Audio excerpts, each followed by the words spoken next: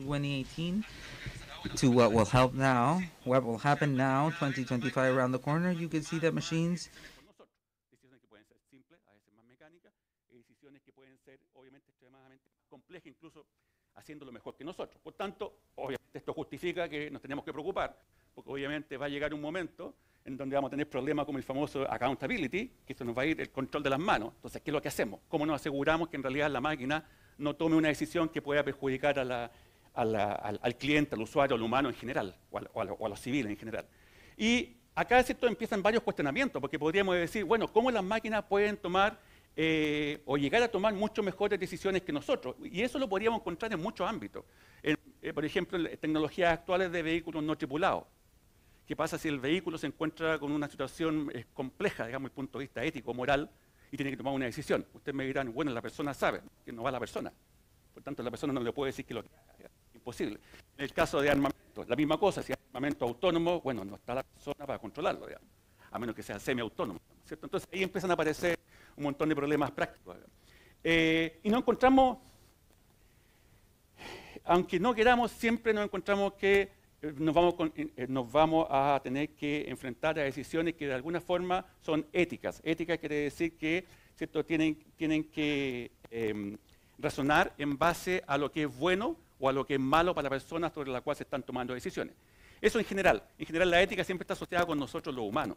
Sí, pero ahora las máquinas están tomando decisiones por nosotros. Entonces la pregunta en millones es, bueno, ¿y cómo incorporamos técnicamente la ética y cómo incorporamos la ética desde el punto de vista de las regulaciones, que quizás lo segundo es lo que está cobrando más importancia en el mundo, cómo hacemos diseño ético, digamos, ¿ya? Entonces, ¿por qué es importante? Porque si uno se fija en la historia de la ciencia y tecnología, obviamente hay muchas actividades en la comunidad, y en ciencia, tecnología e innovación, diría yo, ¿cierto? En donde hay decisiones éticas que se están tomando y obviamente son delicadas, digamos. Si voy a construir algo desde el punto de vista de la biotecnología, si voy a utilizar, no sé, en el ámbito biológico, células madre, si voy a diseñar un armamento, que se va nuevamente, obviamente. Todo es común que alguien o algo tiene que tomar alguna decisión ética que, de preferencia, que sea de beneficio para las personas, digamos, ¿ya? Entonces, si uno lo lleva al ámbito de la inteligencia artificial, como estamos en presencia de máquinas que en algún momento se empiezan a comportar autónomamente, digamos, esperemos que no se nos escape mucho las manos eso, empiezan a generarse otros cuestionamientos, porque uno podría decir, bueno, las personas podrían perder sus trabajos debido a la automatización con inteligencia artificial. De hecho, hay algo de eso que está proyectado, tal como se pueden llegar a perder trabajo en el futuro cercano, también van a aparecer trabajos nuevos, así que no es tan, digamos, no es tan alarmante. Pero sí es importante el punto que, bueno, si alguien pierde trabajo, hay una consideración ética, digamos. Entonces, ¿cómo yo diseño la máquina de tal forma que la decisión que tome sobre esa persona, sobre ese trabajador, sobre ese usuario, no lo perjudique? Y ahí claramente tenemos un aspecto que no pasa eso, ¿ya? O las personas podrían perder su sentido, y podría haber un tema casi psicológico, digamos, las personas podrían perder el sentido de ser únicos, y obviamente eso empieza ¿cierto? Con todo un cuestionamiento existencial, digamos. Lo que decíamos previamente, el uso de sistemas de IA podría producir también pérdida de accountability, o sea, en el fondo de seguir, o sea, en el fondo tener control sobre lo que está pasando, que en muchos aspectos ustedes dirán, sí, a lo mejor para el tema del armamento eso es súper crítico, pero no es tan crítico para alguien que, no sé, está tomando una decisión, por ejemplo, en un banco, para asignarle crédito. No es lo mismo que un armamento, ustedes dirían. Sí, pero le pueden joder la vida al humano igual, porque van a hacer que ese se endeude y que después se estrese y que después no pueda pagar la deuda y que, pucha, a lo mejor quizás qué acción toma en su familia porque la persona estaba demasiado endeudada, digamos, ¿ya? Por tanto, obviamente tiene algunas consecuencias negativas. Ahí parece que se me haya... Algo está pasando ahí con él. ¿Ahí sí volvió? Sí, ok. Entonces, obviamente, la ética de ese aspecto, en particular la ética en inteligencia artificial o las máquinas inteligentes, es un tema fundamental, sí o sí, es que alguien tiene que preocuparse. Diría que hay tres aspectos que me gustaría repasar en esta charla, básicamente. Son los aspectos que tienen que ver con la ética práctica que le llaman los organismos regulatorios, que es básicamente todo lo que tiene que ver con los principios para diseñar sistemas inteligentes. Y yo podría decir, ustedes están diseñando las máquinas que toman tal o cual decisión y preocúpense que al diseñar cumpla tal y tal criterio ético. ¿Qué pues la máquina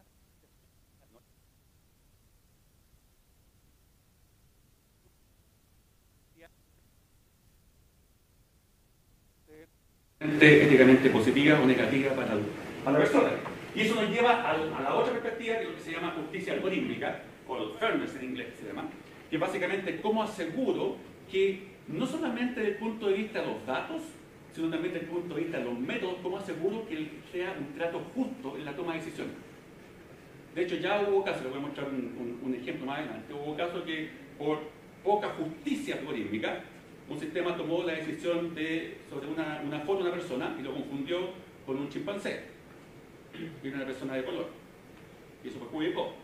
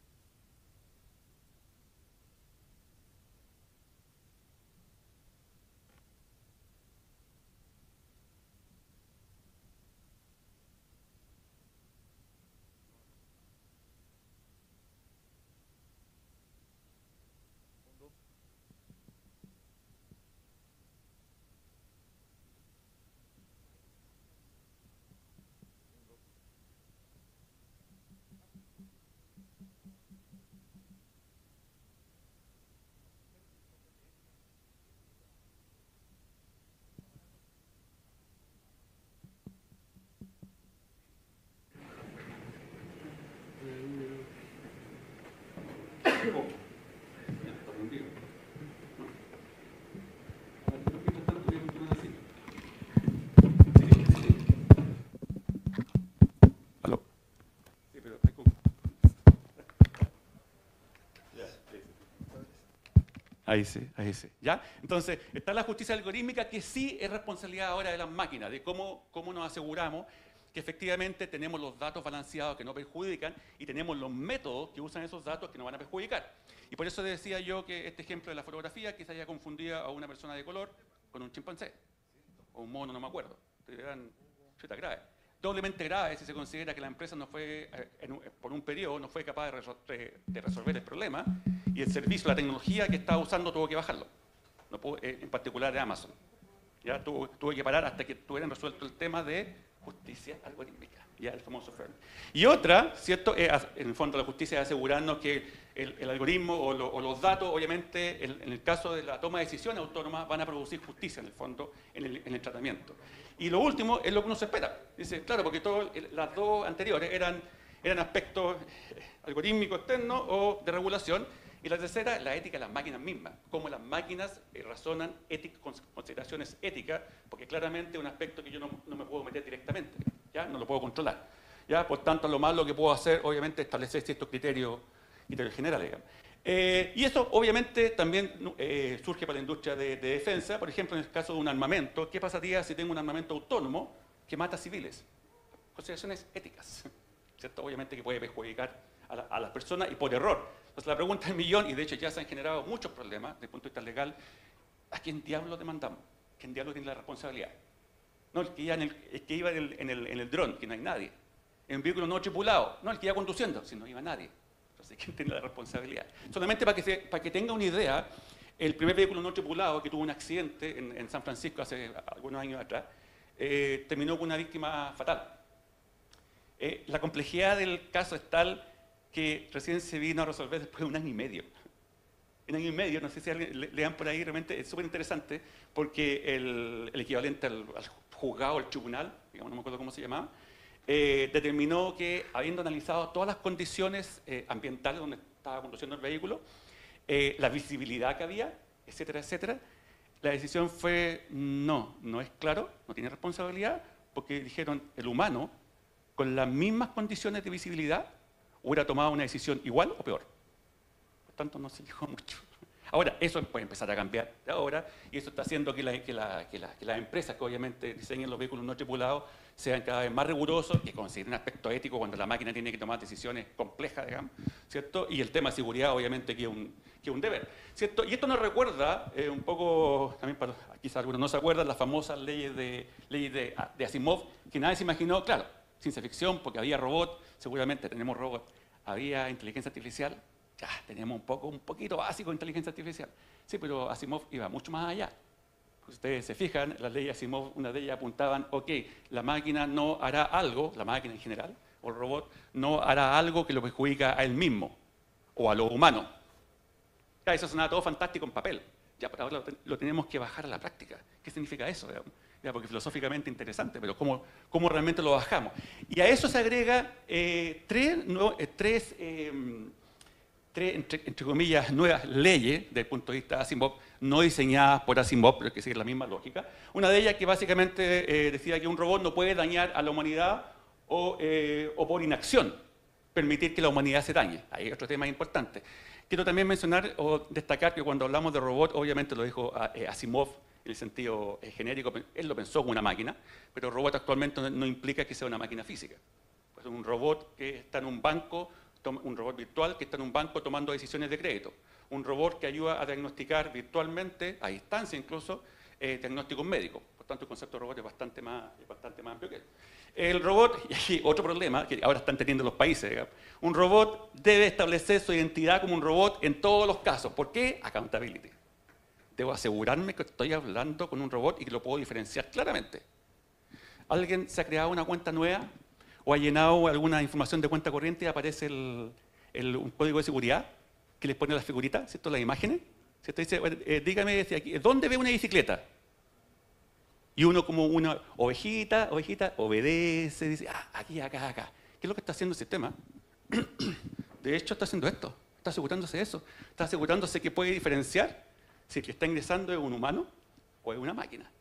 Porque con tanta cosa falsa dando vueltas y bots virtuales, claro, perfectamente alguien podría engañarme. Ahí hay un tema, obviamente, que también se cruza con lo ético.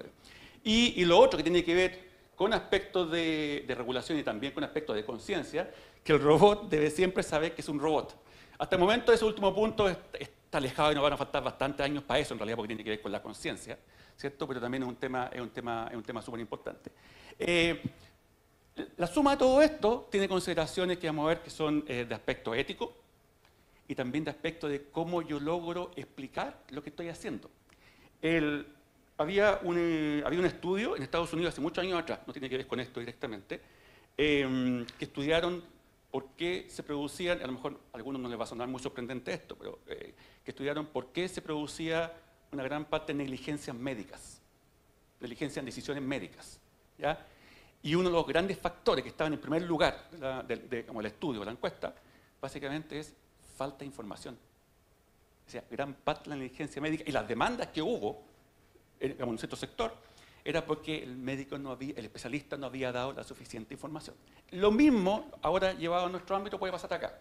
Pueden haber decisiones incluso que no sean tan éticas, porque el sistema no lo puedo, o la máquina no lo puedo controlar. Sin embargo, tiene la habilidad para explicarme. Mira, lo que pasa es que, mira, te voy a tratar de decir cómo lo hice. Hice esto, estos son pasos que seguí y te lo voy a explicar. No es tan trivial, pero lo podría hacer.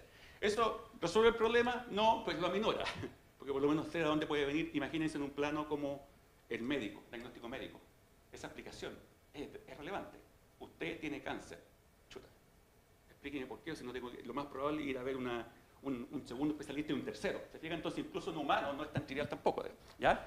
Entonces, en general, esto ha reventado la información que hay en el mundo en general. Y lo que está pasando, en resumen, es que hay un montón de organismos que han empezado a aparecer y a establecer regulaciones. Es tan así que ahora la OCDE, la OCDE, de la cual Chile es miembro hace tiempo, ustedes saben que la OCDE establece regulaciones por un montón de aspectos, digamos, tiene que ver con salud, políticas públicas, etcétera, etcétera. Y ahora estableció, lo vamos a ver más al final, principios que tienen que seguir los sistemas de inteligencia artificial que están desarrollando los países como parte de sus políticas. O sea, esta cuestión es en serio.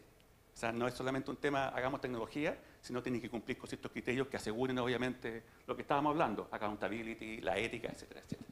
Aquí es un vistazo, digamos, de lo que había hasta hace un año atrás. Ahora hay otros entes reguladores.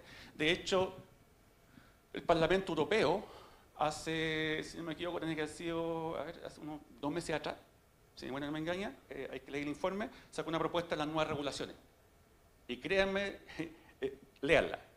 Porque, de hecho, ahora que estamos en un evento que tiene que ver con innovación, súper interesante, porque de hecho, varias regulaciones que se están proponiendo son incentivo perverso para la innovación. ¿Por qué? Porque limitan el uso de ciertas tecnologías a menos que cumpla con los criterios. Una de ellas es reconocimiento facial. A menos que se resuelvan los problemas, porque ya ha habido problemas que se ha culpado a gente que no corresponde, como criminal. Y ese fue un error digamos, de la máquina. Por tanto, claro, y ahí obviamente todos saltaron y dijeron, no, está bien la tecnología, pero hasta que usted no controle, digamos, o no resuelva el tema de consideraciones éticas o de privacidad, etcétera, etcétera, no lo va a poder seguir usando. Entonces, obviamente, es un tema que tiene bastante implicancia.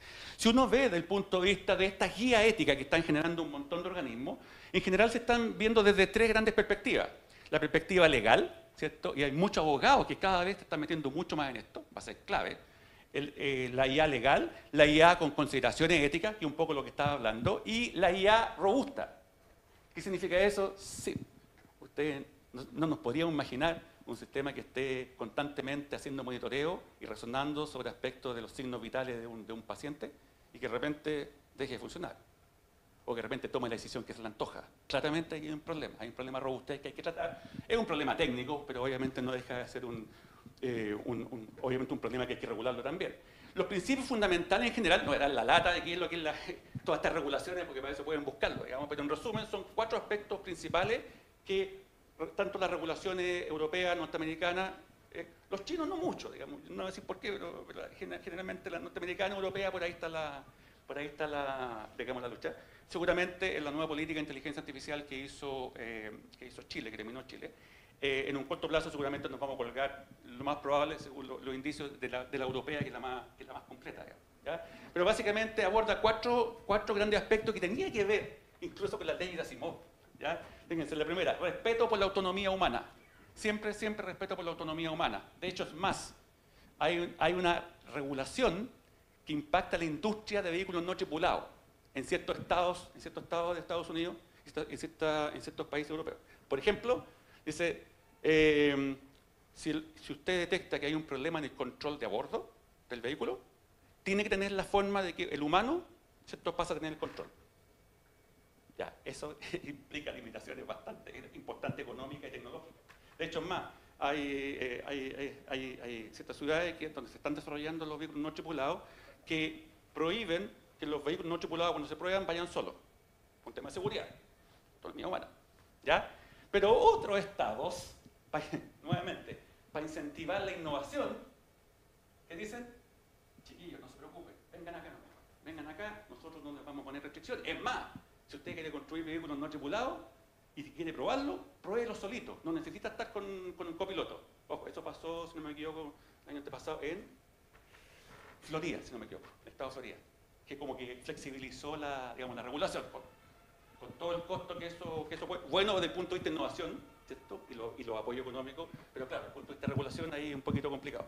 La prevención del daño, cómo me aseguro que cuando vaya a tomar decisiones, obviamente se haga en beneficio del humano o del civil y no me produzca daño, también está considerado como la ley Asimov, y ojo, esto no es la ley Asimov, que es lo más irrisorio, es lo que está saliendo de las actuales regulaciones, esto no es invento.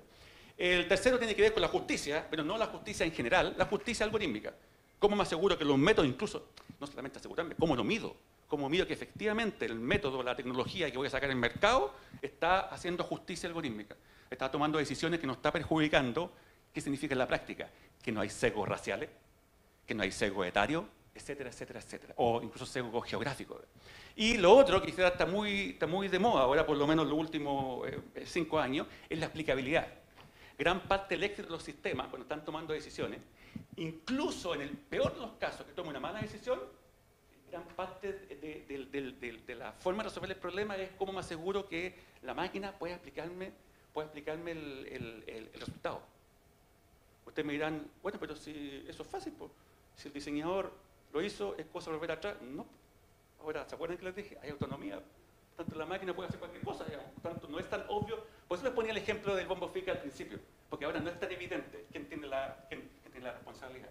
Ahora, ¿dónde se genera también explicabilidad y por qué ha surgido ahora? Ustedes me dirán, oye, pero luce un problema que debería haber venido casi desde los inicios de los computadores.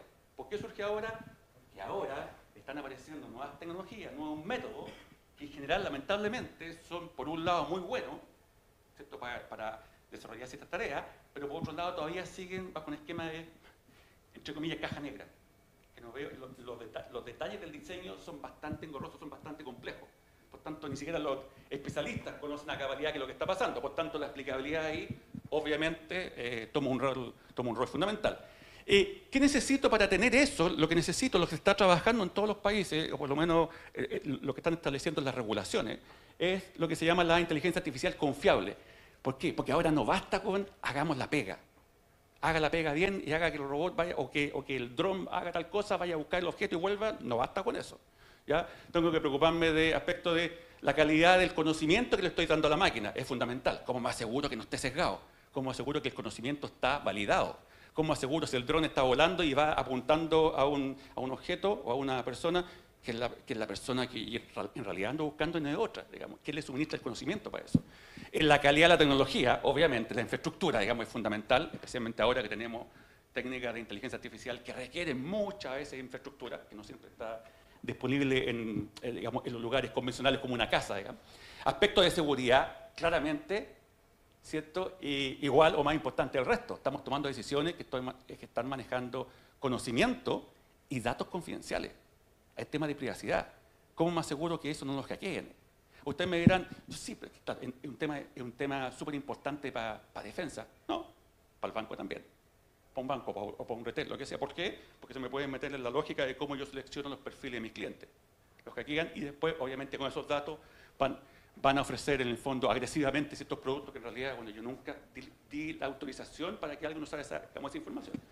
Obviamente la calidad del software es fundamental y el protagonismo aquí fundamental también lo tiene lo que hablábamos como explicabilidad, cómo realmente explico la decisión que estoy tomando por muy buena o mala que sea. Digamos. Entonces, en general, estos principios básicamente de la incorporación de la ética en los sistemas de IA apuntan fundamentalmente a 4 o 5 grandes aspectos que los entes regulatorios están tratando de abordar. Una, en el fondo, cómo abordo o cómo trato los sistemas que se comportan autónomamente, porque obviamente está el riesgo que se me escape las manos, digamos. Ya no es tan fácil como antes.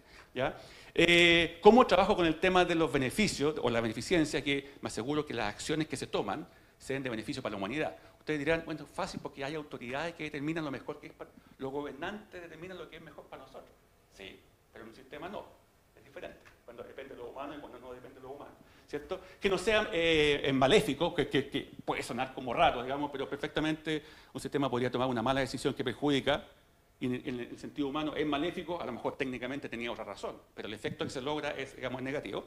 Justicia, obviamente, ¿cierto? Que de alguna forma quiere incentivar la diversidad, digamos, la no exclusión, técnicamente hablando, que el evitar sesgos.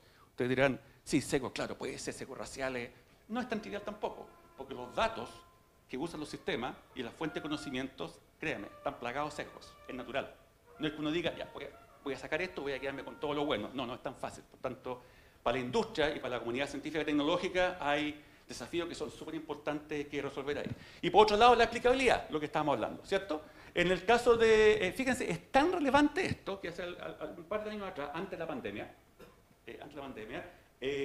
hubo un caso famoso con la arma autónoma, porque a alguien se le ocurrió, él pensó que la genial idea, vamos a diseñar, y ya están hace algún tiempo atrás en realidad, ahora se formalizó, diseñar no solamente vehículos autónomos aéreos, drones, sino armas autónomas. Y saltó un grupo de científicos empresarios connotados del mundo y envió una carta a varios entes reguladores, incluyendo la ONU. Le digo, no, y esa es la carta, ustedes la pueden ver por ahí, no les pido que la lean.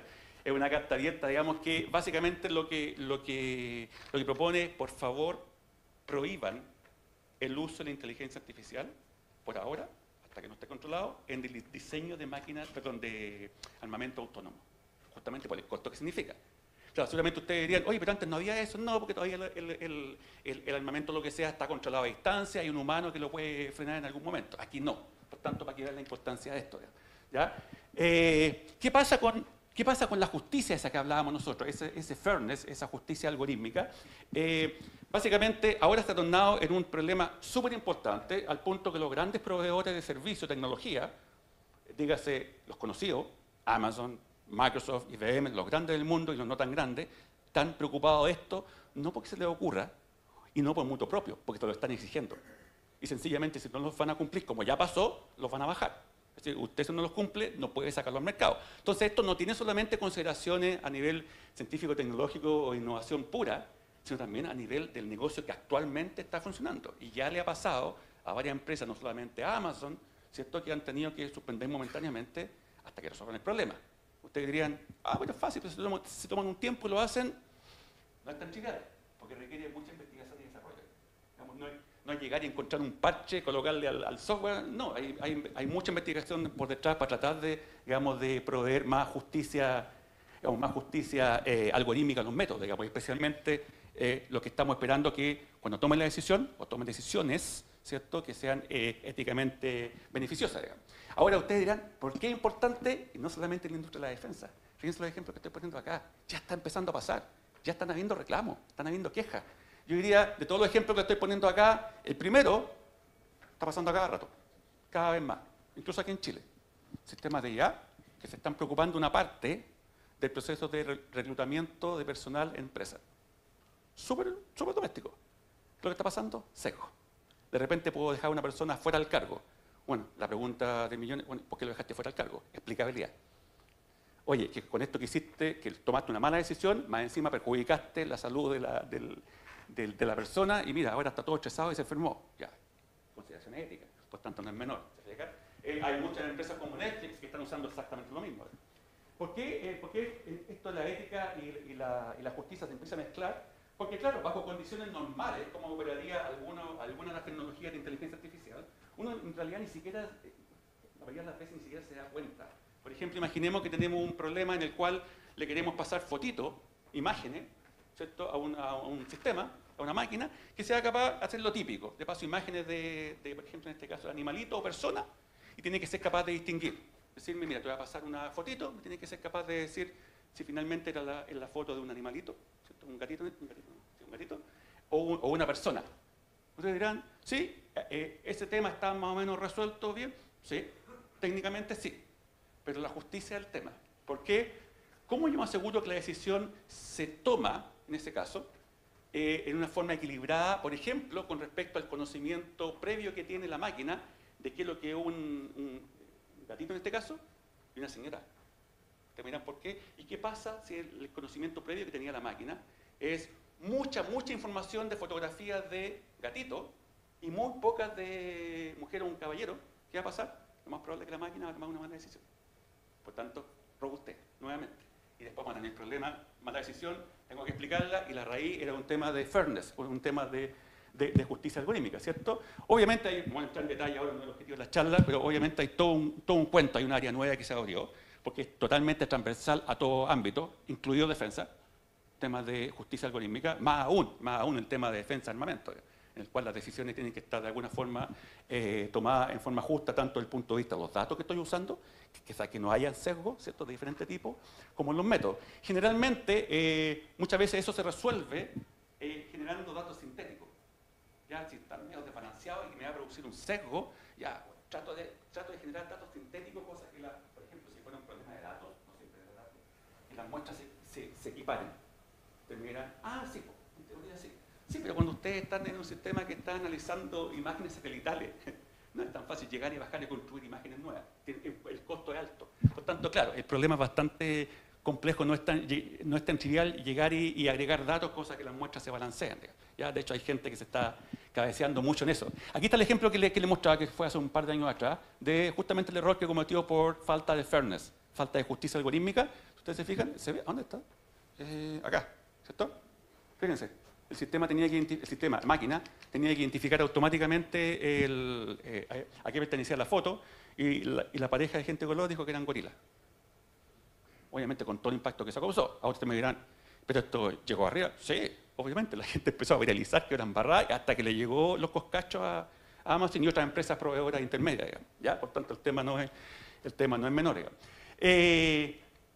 ¿Qué pasa ahora desde el punto de vista, el último punto que hablábamos al principio, desde el punto de vista de la ética de las máquinas? Porque una cosa es las regulaciones que hay, la explicabilidad, la justicia, cómo las máquinas tendrían que tomar buenas o malas decisiones, etcétera, etcétera. Y otra cosa es qué es lo que hacen las máquinas. Y generalmente las máquinas, el requisito es que deberían tomar decisiones morales y éticas. El tema es que las máquinas están tomando decisiones autónomamente. Por tanto, no me puedo meter, en estricto rigor, en el detalle de cómo lo hacen paso a paso, porque no sería autónomo, obviamente, pero por otro lado, no puedo hacer algo solamente que esté desde el punto de vista externo, porque son regulaciones de diseño, ¿no? Entonces, ¿qué es lo que generalmente podemos hacer? Es proveer a la máquina con ciertos principios generales. Y esos principios generales, por ejemplo, que les permitan evaluar. Ahí, por ejemplo, si voy a dar un paso, me estoy moviendo, a lo mejor lo que podría evaluar, a ver, ¿cuál es el beneficio, desde el punto de vista, por ejemplo, ético, que yo podría generar si me muevo a la izquierda o me muevo a la derecha? Entonces, ¿cómo yo lo bajo? Porque yo podría medirlo cuantitativamente. A ver, ¿cuál es el beneficio de moverse a la izquierda? Tanto, un número. ¿Cuál es el beneficio de moverse a la derecha? Tanto. Ah, ok. Entonces vaya para el lado de la, digamos, de la izquierda que tiene beneficio más alto, etcétera, etcétera, etcétera. ¿Ya? Entonces, obviamente ahí tenemos que incorporar a la máquina información sobre lo que cree del mundo, porque lo que cree también puede estar sesgado, ¿cierto? También hay que proveer información importante de las creencias que las máquinas tienen del mundo, de las intenciones, de cuáles son los objetivos que tienen, porque muchos de los sesgos y mucho de la ética depende de la intención que tenga la máquina, tal como lo hacen los humanos, del conocimiento, o las reglas del conocimiento moral o ético, ¿cierto? O sea, cuáles son los criterios generales.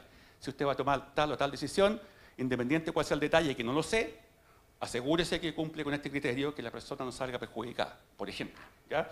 Es más, incluso ya en este momento estamos en condiciones de proveer tecnología que permita a la máquina evaluar si la acción que va a tomar tiene alguna consecuencia. Ustedes me dirán, bueno, pero eso es obvio, pues se hace ahora cuando uno ve un robot que está caminando y no se cae. No, no está viendo consecuencias. ¿Qué es lo que está haciendo? Siguiendo una serie de pasos nomás que de alguna forma está infiriendo y está realizando una tarea. ¿Ya? Menos compleja, más compleja, pero una tarea que tiene un objetivo claro. Punto, no se puede mover de ahí. ¿Ya? Pero aquí estamos hablando que no, que hay que tener control sobre si como producto o como resultado de esa tarea, seguramente voy a generar algo que tiene un impacto negativo, como lo mido. ¿Ya? Este es el típico problema donde lamentablemente se da esto, hay consideraciones éticas. No sé si han visto este famoso problema de ética descriptiva, en el cual hay un, ¿cómo se llama? Hay un vehículo o un tren, lo que sea, y tengo dos ¿cómo se llama? Carriles, ¿cierto? Y la máquina en un momento está controlada por un robot, que es el que está al lado del usuario allá, y el robot tiene que decidir, bueno, por dónde se va, ¿cierto? ¿Qué ruta sigue el tren o el carro, lo que sea? ¿Sí? ¿Qué está pasando ahí? Bueno, vaya por donde la ruta sea óptima, diría alguien desde el punto de vista matemático. Donde sea el menor costo, donde me demore menos. Sí, pero para. Es que si voy por ahí, voy a atropellar a, ¿cuántas? 7 personas. Si me voy por acá, atropello a uno nomás. Ah, entonces me voy para acá porque atropello a menos, matemáticamente hablando. Pero atropello igual. Por tanto, no es tan fácil. No, entonces vuele. No, que esto no vuela. O se mueve para allá o para acá, pero no vuela. ¿Ya? Es lo mismo que esto, es lo mismo que puede pasar por un vehículo autónomo, ¿cierto? La típica decisión, si yo me estoy moviendo, ¿cierto? Y realmente llego a un punto que tengo que volar para la derecha o la izquierda, si yo lo hago para la derecha, puedo atropellar a un anciano. Si me voy para la izquierda, a un niñito joven. ¿Qué decisión tomo? Ah, claro, por edad, por sesgo, ¿cuál es el criterio que uso? Porque igual voy a atropellar a alguien. Entonces, obviamente, la máquina tiene que estar preparada para algo diferente a eso, que es extremadamente conflictivo. ¿Ya? ¿Por qué eso es importante? Porque las máquinas, cuando toman esas decisiones, esas máquinas inteligentes, cuando toman esas decisiones o planifican la forma como van a hacer la pega, no funcionan así. Básicamente funcionan con una lógica más cognitiva pura, más que ética, obviamente. Si nosotros tenemos una maquinita, por ejemplo, en este caso un robot, que tiene diferentes piezas y tiene que moverla, ¿qué es lo que está en el cerebro de la máquina? Dice, bueno, tengo ciertas piezas en una cierta ubicación y quiero llegar a la configuración donde las piezas están en esta otra ubicación. Tanto, ¿qué es lo que tengo que hacer? No tengo la menor idea, no hay un algoritmo para llegar de uno a otro, pero voy a pensarlo. Entonces voy a razonar para llegar de un lado a otro. Sí, pero no está considerando nada más. Está haciendo la pega en bruto, en el fondo. Y va a cumplirlo muy bien, quizás, por supuesto, pero no hay consideraciones éticas detrás. ¿Ya? Entonces, obviamente, ¿cómo eso lo mejoramos? Y actualmente sí se está mejorando, ha sido lento, pero sí se está mejorando en el mundo. Por ejemplo, cada vez que la máquina va a generar un plan de acción para mover las piezas, debería tratar de determinar cómo juzgo los planes de acción, cómo determino que cada plan posible va a ser bueno o malo. Ustedes dirían, pero antes también determinaba si era bueno o malo. No, solamente determinaba en función si les sirve o no les sirve para el objetivo, nada más, pero no si es bueno o malo éticamente. ¿Ya? ¿Cómo evalúo las elecciones de objetivo? En el problema a lo mejor tengo que cumplir con varios objetivos. Primero mover la pieza A, después mover la pieza B, la C, tengo al menos 3 objetivos. ¿Cómo me aseguro que en realidad estoy evaluando bien las decisiones y éticamente son beneficiosas esos tres objetivos? ¿Verdad? Y aquí viene la otra pregunta clave. ¿Cómo genero planes de acción de la maquinita, que estamos viendo los bloques, ¿cierto? De tal forma que sea moralmente o éticamente permisible. Sí, podría moverlo y tendría resultados óptimos desde el punto de vista matemático, en bruto, ¿cierto? Desde el punto de vista de gasto energético, etcétera, etcétera, pero no desde el punto de vista moral, ¿cierto? Y así, entonces, obviamente, actualmente eso es una de las cosas que se está tratando de... Voy a saltar un poquito esto. Que se está tratando de resolver, y les voy a dar un ejemplo de eso. Este es un ejemplo simulado, obviamente, de la maquinita que están incorporando no solamente aspectos de ética, sino aspectos de emociones. Lo que ustedes ven acá son dos maquinitas que tienen el objetivo, el rojo básicamente, y tiene que ir a buscar el bloque rojo que está arriba, que dice RT con rojo, y el azul tiene que ir a buscar el bloque que está azul arriba y traerlo de regreso. Parece la típica tarea, encarguémosle al robot que haga tal cosa. Si ustedes se dan cuenta, abajo están apareciendo unos mensajes.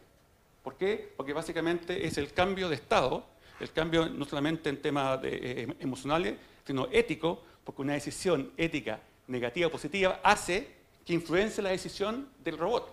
Ustedes no sé si alcanzaron a ver por ahí, pero de repente hay de hecho la carita lo dice, porque cambia el estado de ánimo, de repente el azul se pone con una smile triste. ¿Cierto? ¿Por qué? Dijo, claro, está la decisión de ir a buscar al otro, pero si me acerco mucho a estos tipos que están en verde, que son medio peligrosos, eso no me conviene porque sería una mala decisión, me pongo triste, por tanto me voy más lento. ¿Qué es lo que pasaría en lo normal? Yo fijo el punto, perdón, el robot rojo, se fija dónde va, determina cuál es la ruta óptima y resuelve el problema. Pero en la vida real no pasa eso, porque el mundo es extremadamente cambiante y no sé con quién me voy a encontrar. Por tanto, hay decisiones éticas incluso que me van a afectar las emociones, como está pasando en este caso. Y quería dejarlos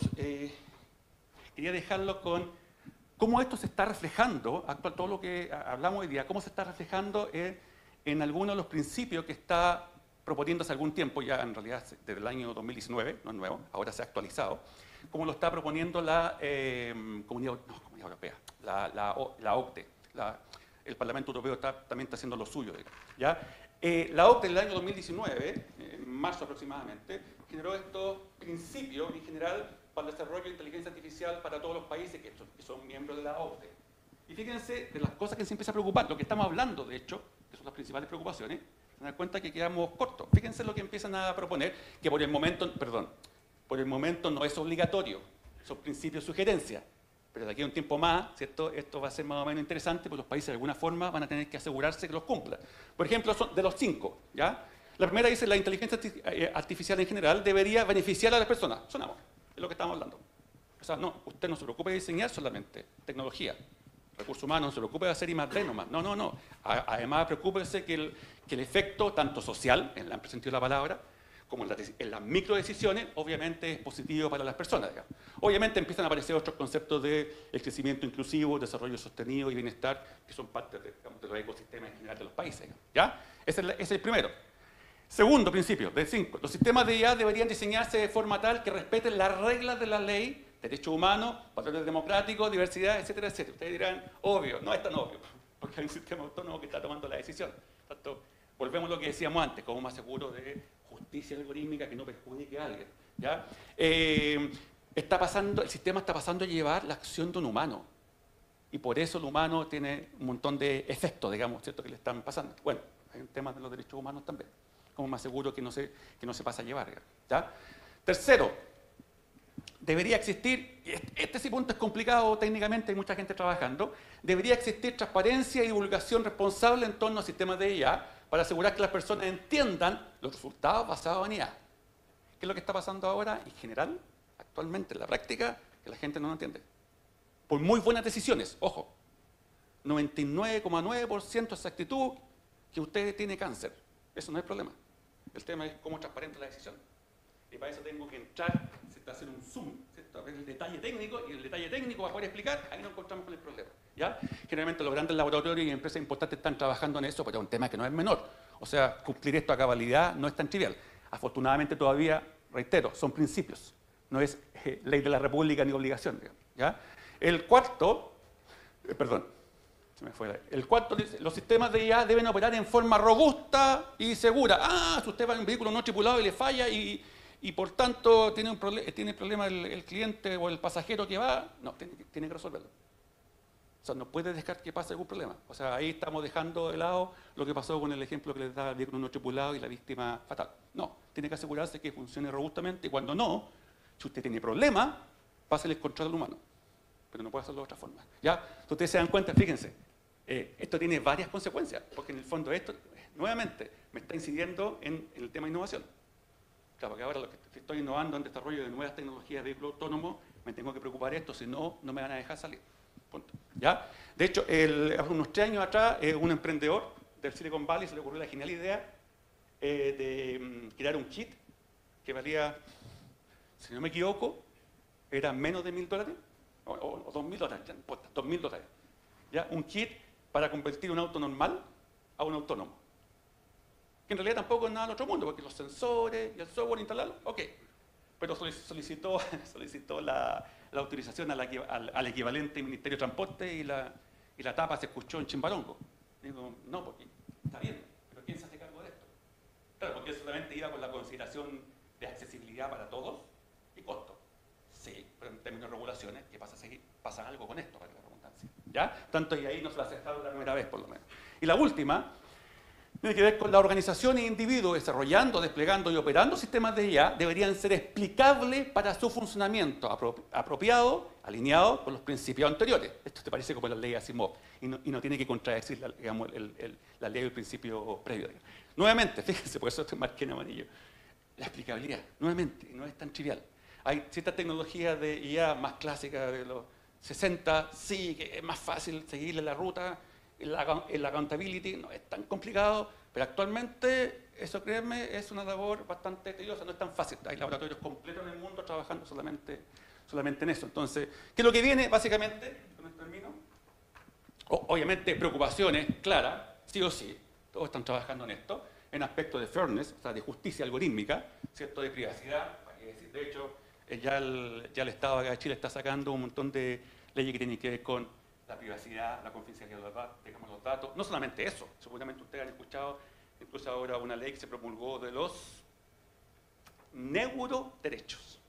O sea, algo que impida que me hackeen el cerebro, entre otras cosas prácticas. Ustedes dirán, oye, pero es futurista, sí, pero técnicamente puede pasar.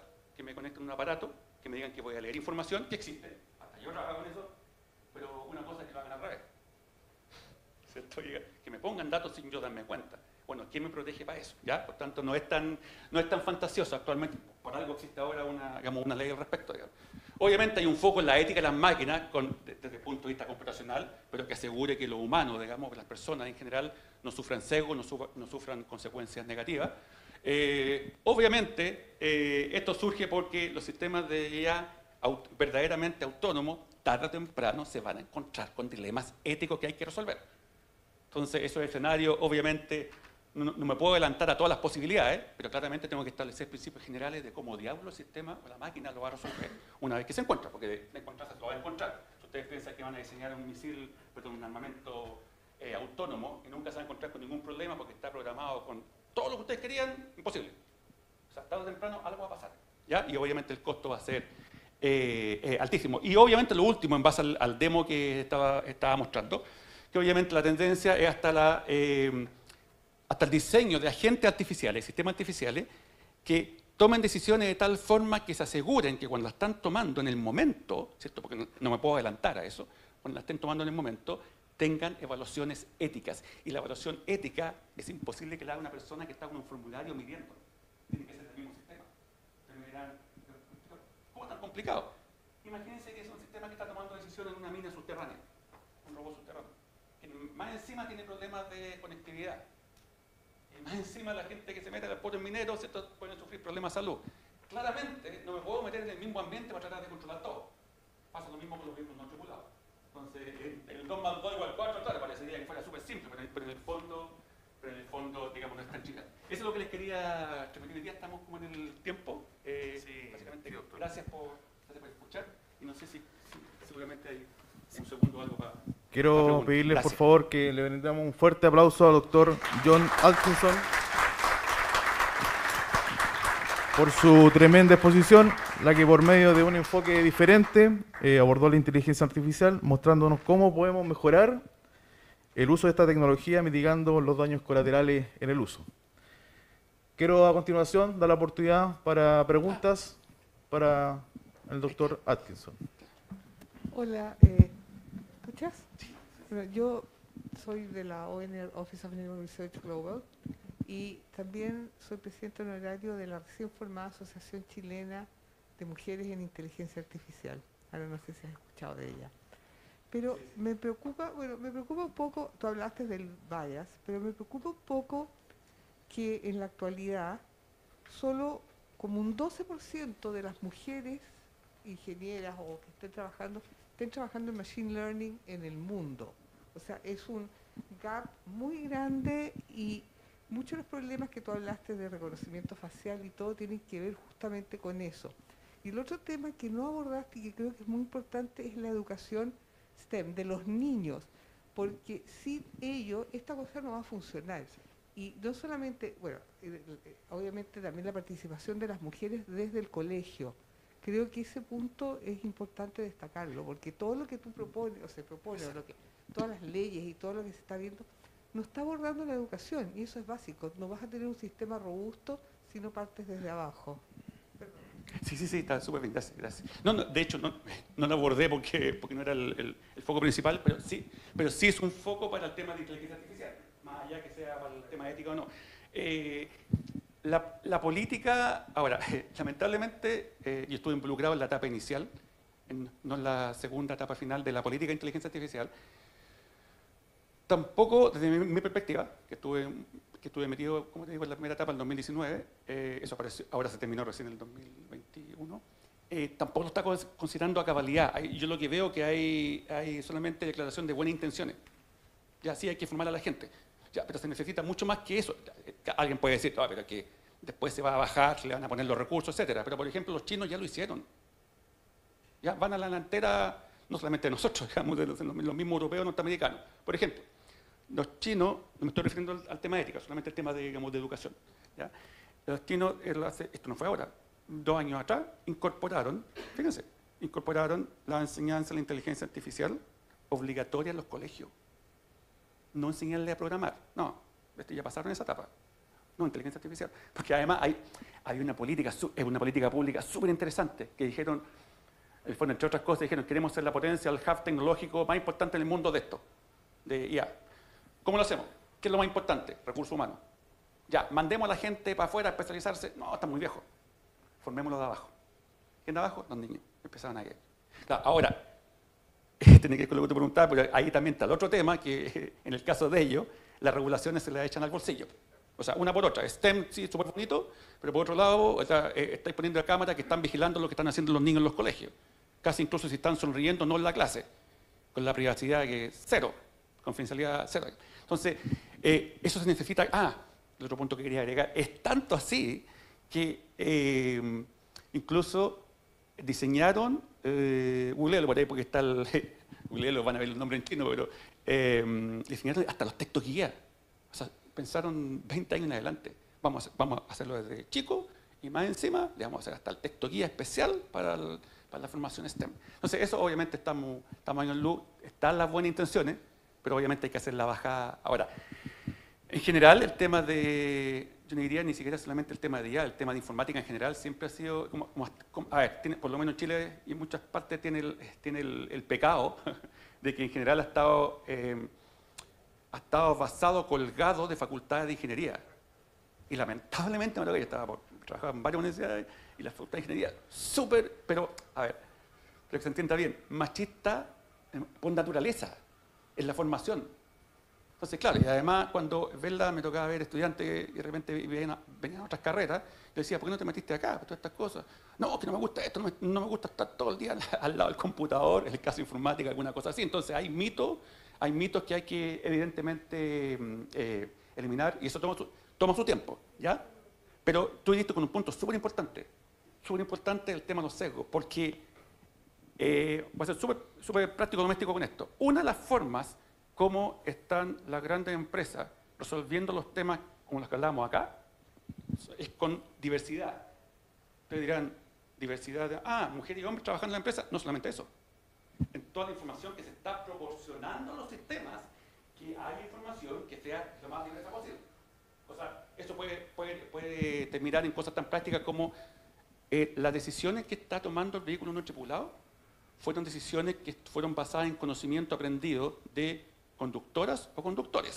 Ustedes me dirán, no, pero es técnicamente lo mismo. No, no es lo mismo. Y si estas zonas geográficas y también de otras, porque no son las mismas tasas de accidentes. Entonces, se está considerando, porque yo creo que todavía en Chile todavía estamos tienes toda la razón, definitivamente estamos al D. Pero no me preguntes la solución, no sé, porque es un tema... Pero obviamente, como te digo, está la declaración de buenas intenciones, pero yo creo que falta un poquito ponerle recursos. Y por otro lado, incentivar a que las mujeres entren a carreras de STEM, tema, estoy en la academia de ya 30 años como mínimo, de que tengo uso de razón. Ahora, súper sí, yo puedo, es por evidencia propia, no sé por qué, eso sería digno de investigar eso. Cuando yo estudié la primera vez informática acá en Valparaíso, había muchas más mujeres en informática. De hecho, era característico, decía... Sí.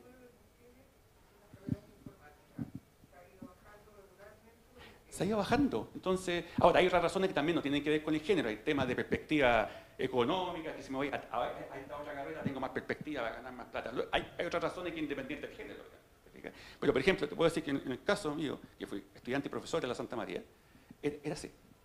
Casi una de las carreras que más tenía mujeres. En un momento, algunos años después, de repente, nadie entiende cómo. Esto es digno de un estudio sociocultural, pero no sé qué diablo pasó. Entonces, pero en el fondo eso te refleja que sí se puede, pero hay algo, ahí hay ruido, algo que está pasando como que está desincentivando. ¿Ya? Gracias por la pregunta. ¿Tenemos alguna otra pregunta para el doctor? Bueno, sí. Quiero invitar al subdirector académico de la Academia Politécnica Naval, capitán de navío René Urrutia Araya, para hacer entrega de un recuerdo, un reconocimiento.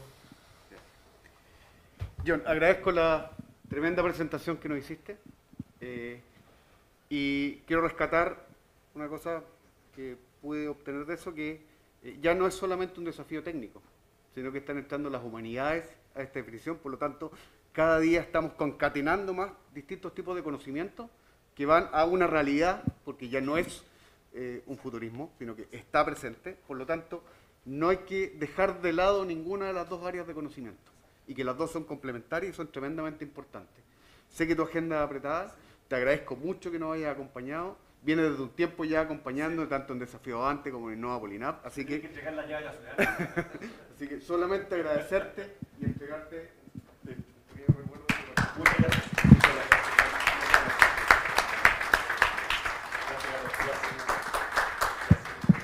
Junto con despedir al doctor Atkinson, quiero invitar al señor Patricio Virgili.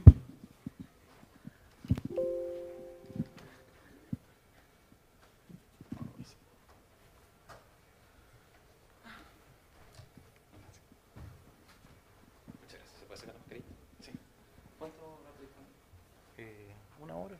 Sí. Quien no aprende de sus errores está condenado a repetirlos. Si bien el pasado no podemos modificarlo, nos ofrece importante información para la toma de decisiones a futuro, lo que en el campo de la defensa es un factor fundamental en donde la inteligencia artificial, mediante para un aprendizaje automático a partir de experiencias determinadas, permite establecer tendencias para una rápida reacción frente a imprevistos y a los cambios en el entorno, ofreciendo adaptabilidad y capacidad para resolver problemas específicos. En ello, Microsoft cuenta con una vasta experiencia, tanto a nivel nacional como internacional, de la cual el ingeniero señor Patricio Virgili nos expondrá en su presentación. El señor Patricio Virgili es ingeniero de informática de la Universidad de Chile y especialista en gestión de datos e inteligencia artificial. Cuenta con 15 años de experiencia laboral en tecnología en diferentes empresas, formando parte del equipo de Komatsu Kamin Chile durante 6 años, donde lideró proyectos relacionados con innovación y tecnología para operación mineras. Actualmente se desempeña como especialista en datos e inteligencia artificial en Microsoft. Dejo con ustedes al ingeniero señor Patricio Virgili. Muchas gracias. ¿Se escucha bien, por casualidad? ¿Sí? Porque de repente me pongo a gritar, así que... Oye, muchas gracias por la presentación. Me siento hasta halagado con tan lindas palabras. Patricio y Virgili ya me presentaron. ¿Qué más les puedo decir? Padre de 2, vivo acá en Concón. Estoy trabajando en Microsoft hace 3 años, o poquito más. Veía temas de Internet de las Cosas, ahora temas de data, inteligencia artificial. Y probablemente la pregunta, y quizás como rompehielo, es ¿qué hace Microsoft en esta línea? Entonces probablemente ustedes de pensar, quizás se me pueden ayudar levantando la mano, de Microsoft, ¿qué conocen? Probablemente Excel, ¿cierto? ¿Alguien conoce Excel?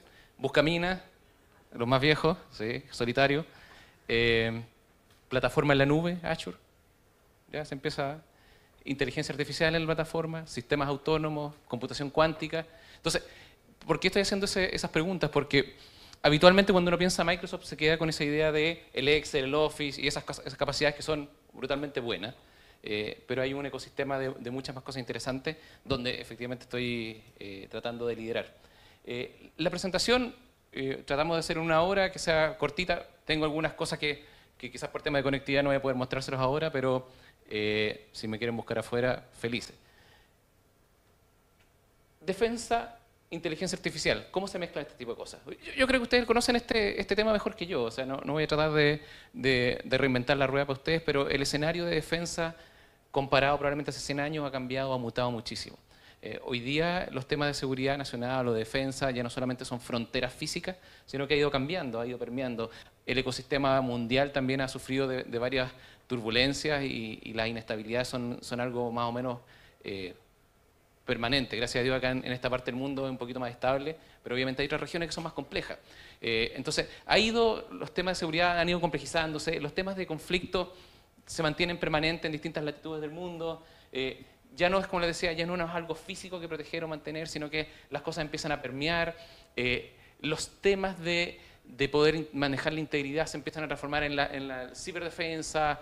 Hay entes que ya no son naciones, sino que se ha puesto mucho más complejo. Hay entes que probablemente son etéreos, que tienen misiones de poder atacar o conseguir mecanismos de ataque que son cada vez más avanzados y que cuesta seguir la pista. Entonces, desde el punto de vista, ¿cómo ha cambiado esto y cómo estamos impulsando nosotros la estrategia? Desde el punto de vista de Microsoft, lo que podemos decir es que la data es central para esto, para poder reaccionar y para poder ser, de cierta manera, lo más eficiente posible las tareas que estamos haciendo. Y no solamente de decir defensa con un propósito, de estar patrullando todo eso, sino que desde el día a día hasta efectivamente la misión que tenemos encomendada, la data para nosotros hoy día es crítica. Entonces, estamos transformando y que la transformación digital de nuestros clientes en general, y en particular defensa, tiene que ver con la transformación de la data.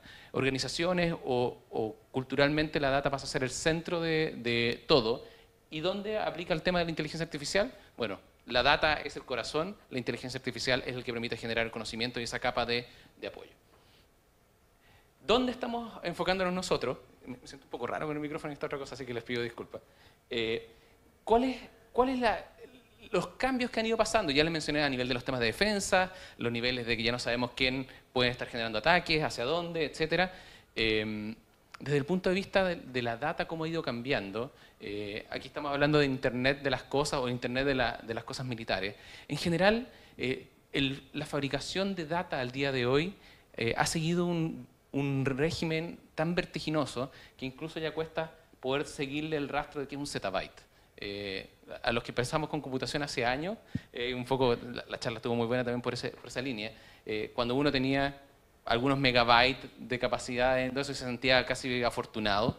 Hoy día ya hablamos de zettabyte, ya los números empiezan a ser ridículos para la comprensión humana. Estamos hablando que las cosas han ido permeando el mundo físico y tenemos el mundo físico conectado, hiper mega conectado cada vez más.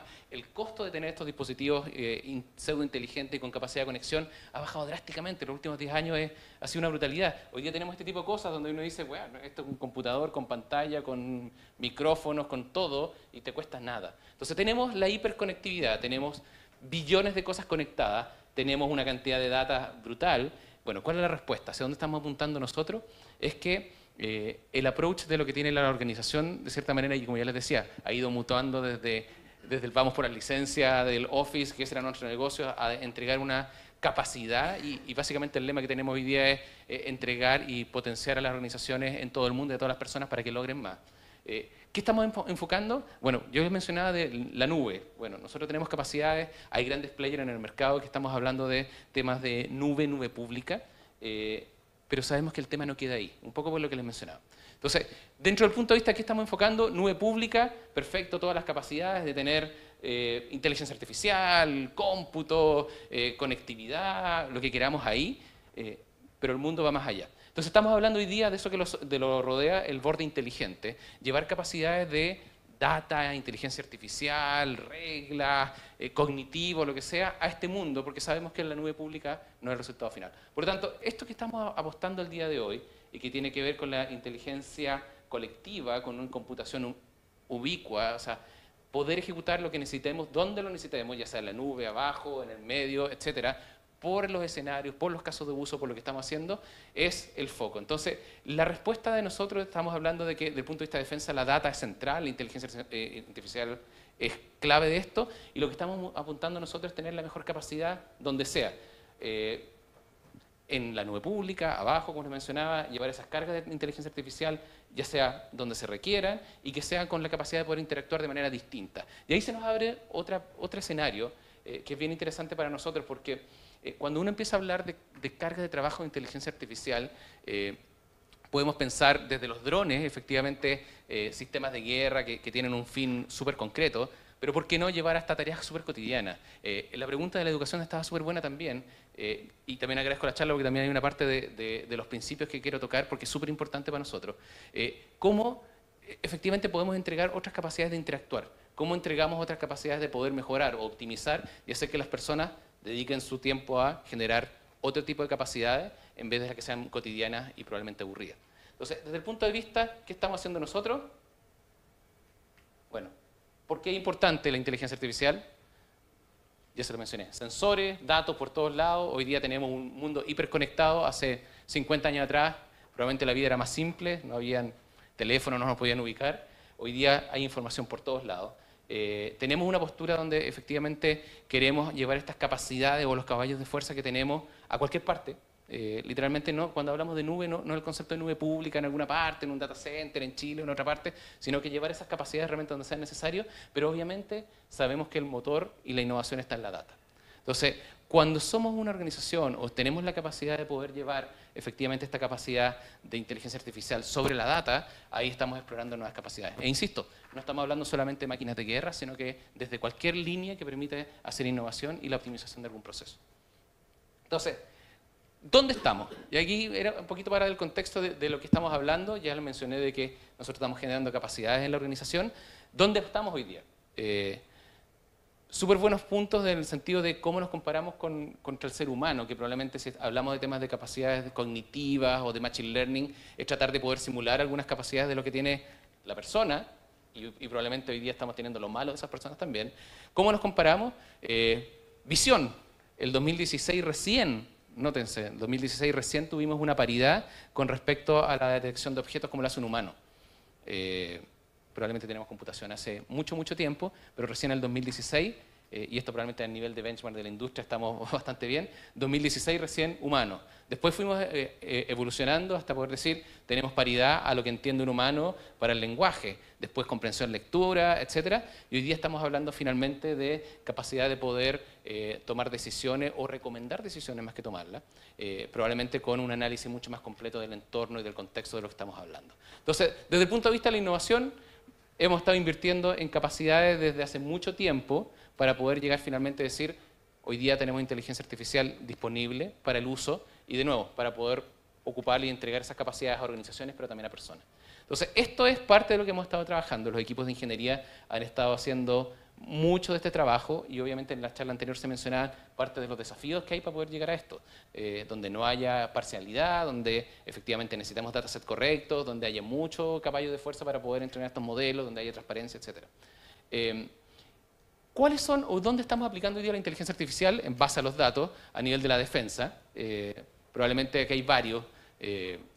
Desde los típicos del mantenimiento predictivo, no solamente defensa, muchas organizaciones están apostando a lo mismo. Básicamente mantenimiento predictivo y monitoreo basado en condiciones para poder hacer que los activos tengan la mejor disponibilidad posible y efectivamente no fallen en el lugar menos apropiado. Análisis de sentimiento para poder entender cómo está el comportamiento de ciertos comentarios o lo que puede estar pasando en el entorno. Y aquí un montón de cosas. Si nos vamos en lo completo, o sea, hay tres ideas como centrales. Insisto, los casos de uso pueden ser muy grandes aquí. El tema de mantenimiento predictivo, y esto le hago un pequeño guillo en lo que les voy a contar después.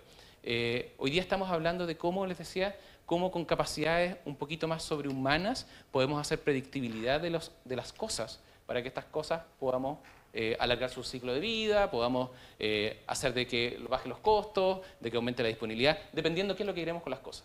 Y para eso la inteligencia artificial está bastante avanzada en esta línea y la idea, como les decía, es poder básicamente impactar de forma positiva usando capacidades basadas en data y sobre eso en inteligencia artificial para poder lograr este tipo de casos de uso. Hoy día, a mí me toca también trabajar mucho con la industria de minería, ahí mencionaron un poco el tema de Komatsu, o sea, tengo un poquito de corazón ahí, minero. Este es parte del día a día, se anda buscando efectivamente tener capacidades adicionales para poder alargar el ciclo de vida de las máquinas, tener mejor disponibilidad y obviamente poder manejar el tema de la producción. Ahora, si pensamos que eso es una empresa productiva, pero ahora si pensamos en otro tipo de activos, fragata en el caso de ustedes, o otro tipo de activos que sean súper sensibles, que como lo decía, hoy día son sensores con otras capacidades, estamos en una condición probablemente muy distinta a lo que estamos hablando hace 10, 15 años atrás, donde existía la teoría, pero llevarlo a la práctica existía la falta del puente que era la tecnología. Y hoy día estamos en ese mejor escenario donde estamos explotando capacidad de inteligencia artificial para poder detectar anomalías, patrones, estacionabilidad, etcétera, que son a veces muy complejos para las personas y que se requiere mucha experiencia de las personas encargadas de estas líneas de negocio para poder básicamente tener su experiencia. La otra pregunta es que, bueno, ¿qué pasa si esas personas no están? Y ahí es donde decimos, bueno, la máquina entrega capacidades para poder, de nuevo, llevar esas capacidades de manera un poco independientemente a donde realmente se necesita. Otro tema es la toma de decisión asistida. Gran parte hoy día manejamos una cantidad, ya se lo mencionaba, de datos impresionante. Zettabytes, petabytes, lo que sea, ya es grande. El gran problema es que viven en distintas fuentes de información, súper desconexas entre ellas. Bueno, ¿qué hacemos realmente? ¿Cómo podemos hacer de que efectivamente esa información que per se entrega mucho valor, la suma de todas ellas entrega un valor mucho más superior? Entonces lo que estamos hablando hoy día es que no solamente es eliminar los hilos de la información, que es todo un proceso de la ingeniería de los datos, etcétera, sino que también una vez que logramos esa tarea de poder unificar y poder básicamente tener este tema, cómo lo llevamos a la siguiente capa, que es decir, cómo la inteligencia artificial nos ayuda a tener capacidades, de nuevo, sobre la humana que podrían un operador o un ingeniero, un analista, lo que sea, estar revisando sobre ella para poder tener una reacción rápida. Entonces, lo que estamos viendo hoy día es que el hecho de juntar la información ya es un tremendo valor, el hecho de poder tener estas capacidades adicionales para poder explotarla de una manera un poco más automatizada y que te entregue pistas de lo que esté pasando sin tener que mirar todo el océano, es un tema. Entonces, la inteligencia artificial nos ayuda a poder enfocarnos y que los operadores o que las personas a cargo de los distintos procesos puedan tener atención especial. Imagínense, no sé, en algún momento me pasó banca, donde habían estas personas de seguridad que había un monitor y en ese monitor gigante habían 40 o 50 cámaras o focos distintos, esa persona no tiene capacidad de hacer nada en la práctica. Entonces lo que estamos haciendo es que con inteligencia artificial poder ayudarlo a guiar cuál es el foco de atención y poder responder lo más rápido posible. Simulación, modelamiento, otro tremendo tema, no sé si han escuchado el tema del gemelo digital, el digital twin, etcétera. ¿Cómo podemos mezclar el mundo físico con una representación digital y en base a esa representación digital poder, de nuevo, tener desde el punto de vista, desde la mejora de los equipos, desde la mejora de la ingeniería, de poder alargar ciclos de vida remanente, útil, lo que sea, hasta el punto de vista de la capacitación. Y aquí se nos empiezan a mezclar hartas cosas, los conceptos de modelación, sistemas físicos o el distinto tipo de modelamiento que queramos aplicar al día de hoy. Pero lo que estamos pensando es en el concepto del twin. El modelamiento es parte, la data es parte, el contexto es súper importante, cómo definimos las reglas de trabajo y en base a eso podemos llegar hasta capacidades de cómo finalmente podemos exponer esas capas de información en el gemelo digital. Hoy día tenemos el HoloLens para poder tener estas capacidades de holográfica y poder compartir información súper remota, pero el concepto tiene que ver con lo que hay detrás, de cómo mezclamos el mundo físico y el digital para poder entregar ese valor. de nuevo, muy aplicado y muy valorado por muchas industrias, sobre todo por el tema de equipamiento. Y ahí también un guiño de lo que estamos haciendo. Entonces, ¿cuál es el approach de Microsoft? Democratizarlo. Yo se lo mencionaba que parte del foco de la organización es decir, generemos las capacidades y entreguémoslas para poder ser usadas por las organizaciones, pero también por las personas. Entonces, lo que estamos haciendo es democraticemos la inteligencia artificial, que no sea difícil de acceder, que no sea costosa y que estén las capacidades para poder tener lo que uno requiera realmente en el momento que lo necesite. Entonces, ¿qué estamos trabajando el día de hoy? Fue mucha información, pero lo que estamos viendo es que desde el punto de vista del silicio, del hardware, estamos trabajando en eso. El típico el CPU para poder procesar, para hacer simulaciones, pero también las cargas de trabajo basadas en GPU, para detección de las imágenes, los FPGA, que son chips que se van adaptando en base a carga de trabajo de inteligencia artificial, o cosas como la segurización, que es el tema de Azure Sphere que aparece ahí, que, por cierto, parte de la historia es cómo llegamos a Sphere, que es un chip que se pone en las cosas para poder segurizarlas. Ejemplo, por ejemplo, Starbucks en sus cafeteras tienen las recetas de las mezclas de los cafés, es parte de su propiedad intelectual, no quieren que nadie más lo sepa. Entonces era súper difícil manejar esa receta a las máquinas sin que se perdiese o que hubiera una brecha. Están trabajando con Sphere. Y Sphere parte, y ahí es donde tenemos las distintas líneas de negocio, con Xbox. Los que hayan podido jugar a Xbox hoy y los que hayan jugado a Xbox 10, 20 años atrás, la primera Xbox yo creo que la hackearon en un par de horas, días. Hoy día la Xbox actual, no sé si han escuchado, pero yo todavía no logro encontrar una parte de cómo la hayan hackeado. Y esto tiene que ver de que se ha hecho mucha inversión en el tema de la segurización de las cosas, y esa segurización de las cosas pasó del mundo del juego, finalmente a transformar una capacidad del mundo del punto de vista humanidad. No solamente compañía, sino que cada uno es libre de poder ocuparlo. Entonces, desde el punto de vista del hardware, estamos trabajando en eso. Obviamente estamos trabajando con los fabricantes del hardware para poder tener la mejor capacidad. Sobre eso viene, bueno, cómo desarrollo las cosas. Desde el punto de vista, nosotros tratamos de adaptarlo, ser lo más abierto posible a la comunidad. Por lo tanto, estamos abrazando el uso de capacidades que sean de la industria como open source para los temas, por ejemplo, de PyTorch o TensorFlow para generar modelos de Machine Learning, Keras para Deep Learning, procesamiento de imágenes, etc. Por lo tanto, todo eso nosotros no nos cerramos para nada. Onyx para hacer el tema de portabilidad de los modelos de Machine Learning. Pero obviamente dentro de las capacidades que nosotros tenemos en plataforma, estos son frameworks de tecnología que podemos ocupar dentro pero todo esto también está potenciado por las capacidades que tenemos en Azure. Azure, se los mencioné y por eso le hacía el guiño al principio, es nuestra nube pública híbrida, y ahí es donde quiero llegar, donde están esas capacidades. Por lo tanto, si uno quiere ocupar los frameworks que uno quiera, está ahí, los caballos de fuerza y la plataforma para poder simplificar el trabajo, está ahí. Por lo tanto, desde el punto de vista del acceso y la democratización, capacidades dentro de la caja de herramientas están. ¿Cómo llevamos eso? Cuando uno dice, bueno, tengo científicos de datos, tengo personas entrenadas, que son data scientists, ingenieros de datos, etcétera, que son expertos y peritos en usar estas capacidades, perfecto, ahí están. Y generalmente me ha tocado la experiencia de que a los data science les gusta mucho, mientras más código posible, mejor. Pero ¿qué pasa para las otras personas? ¿Qué pasa efectivamente con las personas o organizaciones que no tienen este nivel de skill, pero que ven la opción de poder mejorar sus procesos, mejorar sus condiciones de vida? Insisto, no solamente enfocado en un negocio, sino que cómo ocupar en base al dato y ocupar capacidades un poquito adicionales, cómo podemos ayudar a hacer esta cosa. Entonces, pasamos desde esas capacidades de construir desde cero a cómo entregamos estas capacidades ya un poquito más empaquetadas. Y ahí es donde después quiero llegar a algunas cosas que pueden ser bien entretenidas de poder hacer. Desgraciadamente, como les decía, no voy a poder mostrárselos en vivo, si quieren los vemos afuera. Pero lo que estamos trabajando es que tenemos equipos de ingeniería que han estado trabajando fuertemente, cuando yo les mostraba esa línea de los temas de paridad, de la visión, etcétera, en construir esas capacidades y poder empaquetarlas. Y al empaquetarlas las hacemos disponibles. Estamos entregando ambientes de trabajo que sean lo más fácil posible para que las personas los ocupen o lo modifiquen, pero de cierta manera ya está ahí. Entonces, hoy día lo que estamos hablando sobre esas capacidades tenemos como estos grandes pilares, donde tenemos los temas de la visión, detección de caras, por cierto, detección de objetos, el típico OCR que para poder leer una imagen sacar el texto, pero sobre eso estamos entregando capacidades para poder empaquetarla y poder usarla. Lo mismo para el habla, el reconocimiento del lenguaje, la toma de decisión, búsquedas dentro de la información, etc. Esos son los pilares y sobre eso hemos ido generando estas capas un poquito más arriba, donde decir, bueno, entrego la interfaz gráfica, no solamente el objeto para poder consumirlo con una interfaz, sino que estamos diciendo cómo le entrego algo que sea mucho más fácil y usable para personas con poco conocimiento. sin necesidad de poder generar código y que le entreguemos una interfaz lo más fácil posible. Entonces, desde el punto de vista de democratizar, o sea, desde poder construir por uno mismo en las capacidades de hardware que se requieran, hasta llegar a modelos preentrenados, y sobre todo eso, de dónde los ejecutamos. Y ahí donde viene otra de las grandes diferencias de por qué estamos avanzando fuertemente en el mundo de la inteligencia artificial.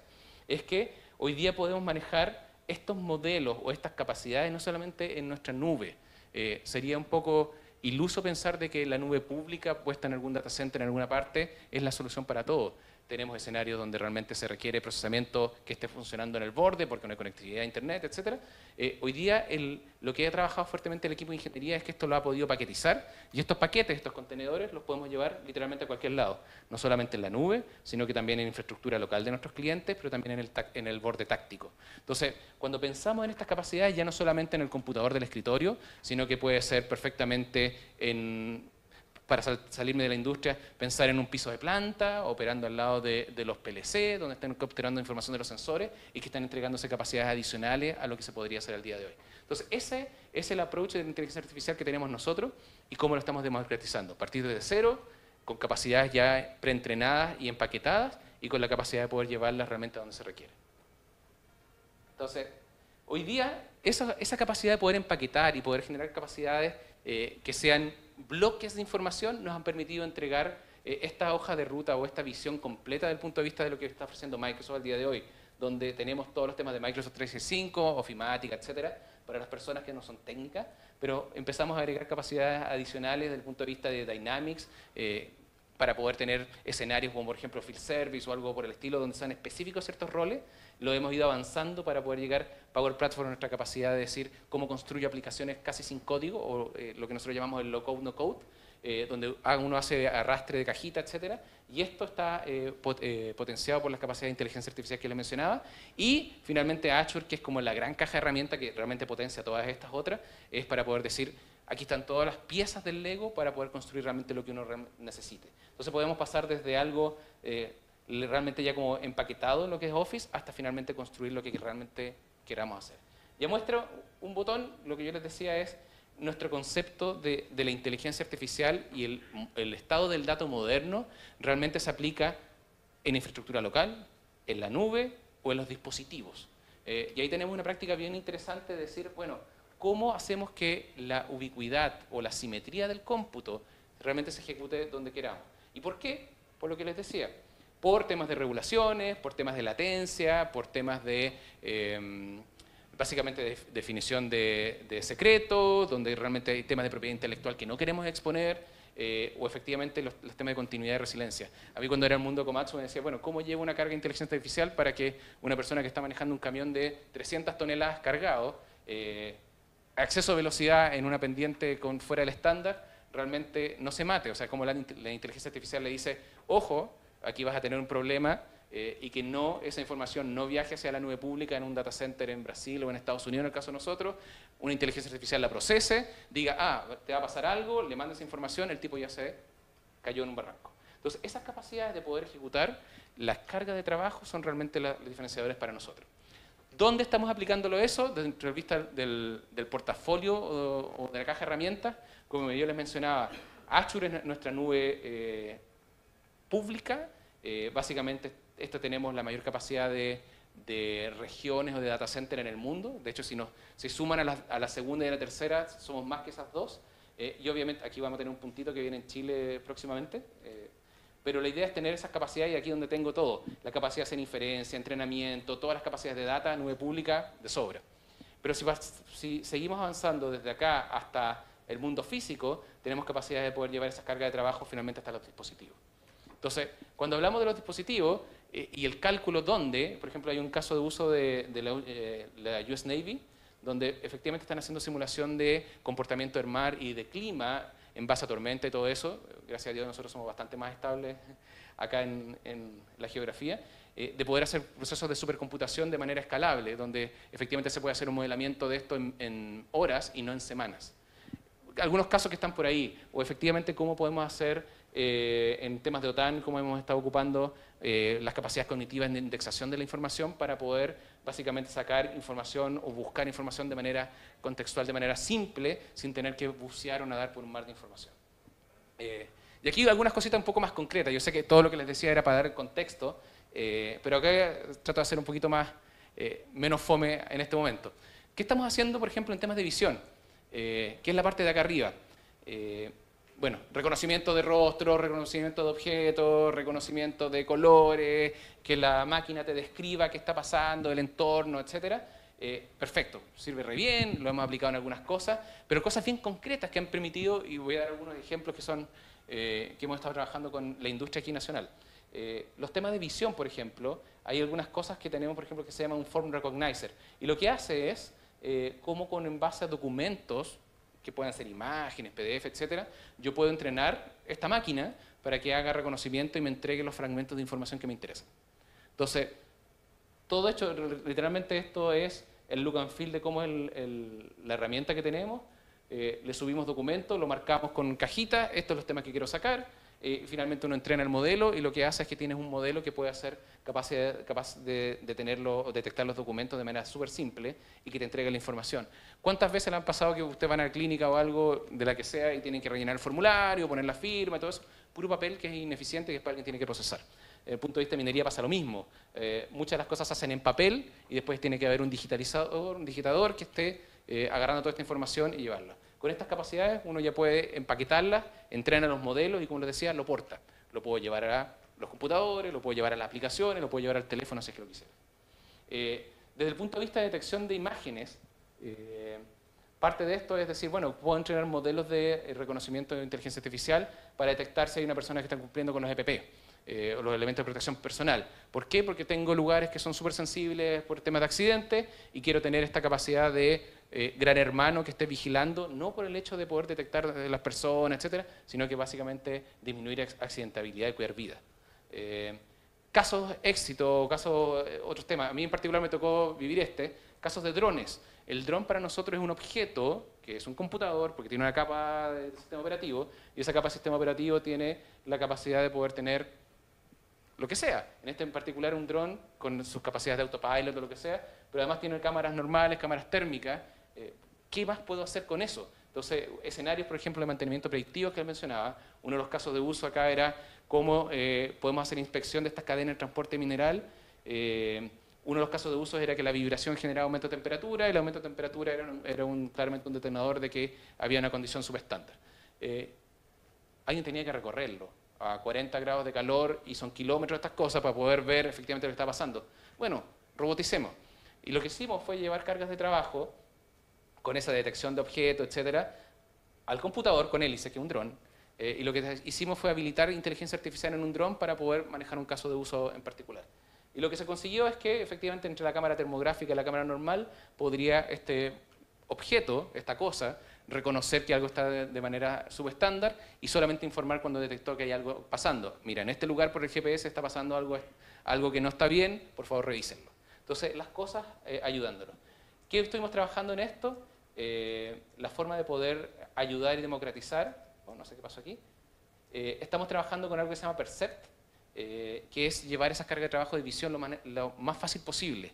O sea, donde hayan modelos preentrenados, donde haya hardware disponible, y básicamente cómo podemos encriptar y aseguramos de que esa inteligencia artificial que hemos construido no sea asequible por terceros, pensando de que las cosas se pueden perder, se pueden desaparecer. ¿Cómo nos aseguramos de que nuestra propiedad intelectual de lo que queremos y hemos construido realmente no se pierda? Y ahí Percept funciona en esta línea. Estamos trabajando no solamente en la interfaz, el estudio de poder facilitarlo, sino que también tenemos esta capacidad de incluso de llevarlo al hardware. No es un requerimiento duro, pero efectivamente tenemos estos developed kit para poder avanzar en este tipo de cosas. El estudio, la idea es poder hacer todo este tipo de cosas sin experiencia de código y poder trabajar en construir estos modelos de detección de imagen y de audio también para poder llevarlo a las cosas. Entonces podemos entrenar modelos de detección que ya están listos, detectar objetos, ahí tenemos un computador, mouse, hay una cantidad de objetos ya listos para poder llegar y descargar y poder llevarlo directamente a las cosas para poder habilitar estos casos de uso. Entonces, por ejemplo, acá no solamente cuando combinamos la imagen con esa capacidad de poder detectar, sino que lo mezclamos con el tiempo, que es como se nos mencionaba, o con la ubicación, logramos capacidades más interesantes. Entonces, ¿cuándo tengo que reponer? ¿Cómo está el avance de obra? ¿Realmente cómo está el tema de la activación o efectivamente las cargas en los distintos objetos? La mezcla entre la visión, las capacidades de la máquina de tener visión, sumado a estas capacidades del espacio más el tiempo, nos entregan un contexto que es bastante interesante. Entonces acá es como lo mismo, se entrenó un modelo para poder detectar las bananas, plátanos, por eso lo estoy tratando de hacer ahí. Entonces tenemos los plátanos que están detectando y podemos saber realmente cuándo tenemos que reponer. E incluso podríamos detectar si somos un poquito más complejos, si lo que estamos vendiendo está en buen estado o no. Esas capacidades son lo que está tratando de avanzar Percept. Básicamente minería de datos. Esta no se lo pude mostrar hoy día una data, pero todas estas capacidades de, como yo les decía, detección de cara, de OCR, de detección de anomalías, de detección de lenguaje, de translación, lo que sea, lo estamos mezclando para llevar el tema de conocimiento de minería de los documentos. Entonces lo que hacemos es, se lo pasamos a la caja si hay imágenes, PDF, documentos, lo que sea, se encarga de poder llevar esa información líquida que podamos explotar con esa capacidad de poder detectar metadatas que probablemente en el documento no está. Incluso si vienen una huella digital, una firma, etcétera, detectar si lo que hay en el contenido está correcto o no, si es positivo o negativo, y podemos generar estos grafos de interrelación de los documentos. Hay un caso bien interesante que se lo mostraba en la línea, es que hoy día estamos en capacidad de poder hacer resumen como lo humano. Entonces la máquina, además de esto, puede decir, bueno, de estos documentos que se pueden relacionar a una búsqueda o lo que sea, te entrego el resumen. Y ese resumen contextual en base a lo que tú estás buscando. Entonces, si lo piensan, por ejemplo, en el tema de medicina, en lugares donde no hay especialistas, etcétera, la máquina podría ayudar mucho para poder, primero, guiar esas conversaciones, y cuando hay algo que realmente no se pueda solucionar con la primera línea, se escapa realmente al especialista. Entonces, la máquina está ayudando en ese tipo de cosas. Otra cosa, mantenimiento predictivo, las típicas es detección de anomalías. La detección de anomalías es bien interesante porque depende de muchos factores, no solamente de una pura variable que puede subir, bajar en el tiempo y que uno lo podría identificar, sino que también se puede correlacionar entre muchas variables, presión, temperatura, pensando en una máquina, por ejemplo. Tenemos capacidades de poder detectar cosas con los servicios cognitivos, que es, por ejemplo, de detección de anomalías, pero además de eso le agregamos el tema de que sea univariable, multivariante, pero con capacidad de informar y poder de tener esta información de causa raíz directamente ahí. Entonces, lo que estamos haciendo es que, en base a eso empaquetado que ya teníamos, que permite entrenar ese modelo y poder detectar y que la máquina te detecte cuando hay una anormalidad, incluso con muchos algoritmos directamente dentro de esa caja, poder decirte, ojo, que estamos detectando que algo va mal. ¿Y por qué se está detectando algo mal? Que es un poco de los principios que estábamos hablando ahora, porque estas variables están pasando algo mal y esto se va a abrir hasta acá, por lo tanto, ojo, estos puntos son potencialmente fallas. Y te lo voy a mandar por correo, podemos hacer alguna cosa. Entonces, lo que hicimos fue, de esta capacidad de detección de anomalía, que se ve un poquito como así, podemos llevarlo a algo que sea aplicado realmente con interfaces gráficas y realmente lo disponibilizamos para que las personas lo puedan ocupar. Entonces, ¿cómo lo vemos hoy día? Dependiendo de distintas fuentes, la máquina se encarga de detectar las anomalías con los potenciales límites y en base a la sensibilidad que le definamos, pero finalmente tiene que ver con el valor de cómo lo exponemos a las personas para que haya una acción. Solamente la inteligencia artificial te recomienda y básicamente es el humano el que toma alguna acción final. ¿Quién lo está ocupando? Por ejemplo, Airbus está ocupando varias cosas aquí dentro de los temas de inteligencia artificial y lo puse acá porque está ocupando efectivamente los temas de detección de anomalías para poder mejorar los temas de las señales y poder detectar el comportamiento de los motores. Bonsai, este me gusta mucho y cuando yo les hacía la pregunta al principio de en qué estamos haciendo, sistemas autónomos viene del área de research dentro de Microsoft y hoy día lo estamos tirando como una línea que se llama Bonsai. Y lo que permite hacer es llevar capacidades de deep learning y de reinforcement learning a la plataforma y poder codificar la experiencia humana de una manera simple para que el cerebro, la pieza de inteligencia artificial pueda tomar alguna decisión. Entonces Bonsai se podría decir que es como, a mí me gusta verlo como lo más moderno que tenemos en inteligencia artificial, está basado en aprendizaje no supervisado, básicamente tiene que ver con recompensa y lo que te permite decir es cómo yo paso de la fase que nos encontramos hoy día, probablemente de los sistemas automatizados que son basados en software, a los sistemas autónomos que son basados y potenciados por inteligencia artificial. Entonces, ¿Qué nos permite eso al día de hoy? Poder tener capacidades sobrehumanas en algunas cosas y que nos permita a nosotros como humanos tomar decisiones o incluso poder llevar a que esta tecnología hable con los sistemas de control para, en ciertos escenarios que podamos definir, pueda tener o tomar el control de ciertas situaciones. Entonces, fíjense la evolución que hemos tenido desde los sistemas mecanizados a ahora hablando de los sistemas autónomos. Desde los Tesla, obviamente es lo que más aparece en la prensa, pero estamos hablando de efectivamente cómo llevamos capacidades de inteligencia artificial para controlar procesos completos. Entonces, el proyecto Bonsai lo que hay es básicamente es un tema de aprendizaje por reforzamiento en base a simulaciones y con aprendizaje de máquina. Entonces, lo que hace es que finalmente permita tener capacidades que probablemente no se requieren en tener una base de una historia muy grande de datos, sino que en base a simulaciones, modelos que puedan ser modelos físicos, lo que sea, poder entrenar estos objetos que performan y reaccionan mucho más flexiblemente de lo que haría un modelo de Machine Learning tradicional. Un modelo de Machine Learning tradicional lo que hace es con la historia poder construir y predecir, pero ¿qué pasa si drásticamente cambia el patrón de lo que está pasando? Probablemente ese Machine Learning ya no es tan asertivo en su respuesta.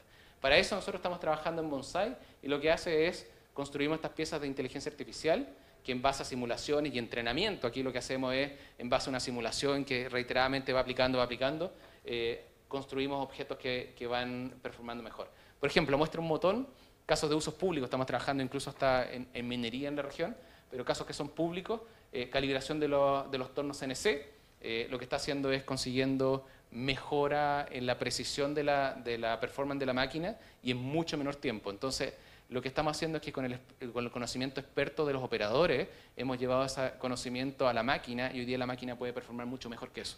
Entonces, hoy día estamos consiguiendo, por ejemplo, dentro de los beneficios, 2 micrones en 4 o 5 iteraciones y en 10 pasos, menos de 1 micrón. Entonces, esas son las capacidades que los sistemas autónomos están teniendo el día de hoy. Otra más, los CNC también como completo. Esto estamos hablando de cómo inyectar códigos para poder ir calibrando mucho más en real time las máquinas y que la performance y el punto objetivo de lo que estamos haciendo en los CNC realmente sea el adecuado. Y el último, pero obviamente decir, bueno, ustedes tienen esa tecnología, ¿para qué demonios lo ocupan? Lo estamos ocupando para bajar la cuenta de la luz nosotros mismos. Metimos este tipo de sistemas autónomos en los aire acondicionados de los campus en los edificios de Microsoft. Y lo que pasó, curiosamente, fue que entregó recomendaciones contraintuitivas a los operadores, diciendo, mira, sube por acá, baja por acá, y lo que pasó es que se ahorró entre un 5 y un 15% de la energía, manteniendo los mínimos niveles de confort. Entonces, para nosotros esto implicó varios millones de dólares en el ahorro de la cuenta de la luz, si uno lo lleva básicamente a los distintos lugares que tenemos en el mundo. Entonces, capacidad de sistemas autónomos que permiten, en base, como les decía, a simulación y no necesariamente a historia, poder construir estos artefactos que pueden actuar de manera aislada o pueden actuar de manera de un proceso para poder controlar cosas completas. Este es el típico, el MOAB, que lo que hace es, si lo quieren ver después les voy a dejar el link, cómo controlar una pelota que no se caiga. Esto es como un plato, entonces él va controlando y es bien interesante porque te permiten mostrar cómo en base a pocos comandos de aprendizaje y varias iteraciones del modelo físico, tienes algo que va entrenando y que en pocos segundos permite controlar una pelota que se va para todos lados, a algo que no se va para ningún lado. Incluso si tú le empujas, el plato se autoajusta de manera muy rápida. Casos de usos varios, para que sepan, y también no me quiero comer mucho más tiempo. Y para ir cerrando, como les decía, muestran botones muchas de las cosas que estamos hablando ahí, pero ¿qué define a que una organización de defensa sea listo para el tema de inteligencia artificial? Primero, que la data sea el centro. Ya estamos hablando de que hoy día las fuentes de información son brutales, los objetos generan mucha data, pero obviamente tenemos sistemas especialistas por ahí o sistemas con foco operacional que también entregan mucho valor y que esa data básicamente está hoy día disponible. O sea, tenemos más información que en cualquier momento del tiempo. ¿Cómo lo llevamos finalmente a un backbone digital, donde haya una capacidad de poder hacer de que esa información no esté separada en los silos y que finalmente tengamos la capacidad de poder mirarlo como un todo, o sea, tener el big picture? Y ahí varias de las empresas que nosotros trabajamos, y obviamente los temas de defensa, están construyendo estos backbone digitales donde la información resida y poder dar acceso efectivamente a su organización se transforme en los únicos puntos de la verdad. Y después el tercer paso viene, bueno, ¿cómo empodero a la fuerza para que en base a estas capacidades del dato, que es el centro, más estas capacidades de inteligencia artificial, ya sea desde el Scratch que mencionábamos, a cosas empaquetadas, o sea, la innovación no tiene por qué ser fijada en alguna parte, puede ser en cualquiera de esas, cómo empoderar a que la cultura de las organizaciones sea premiado el hecho de poder probar con información y poder generar nuevo valor.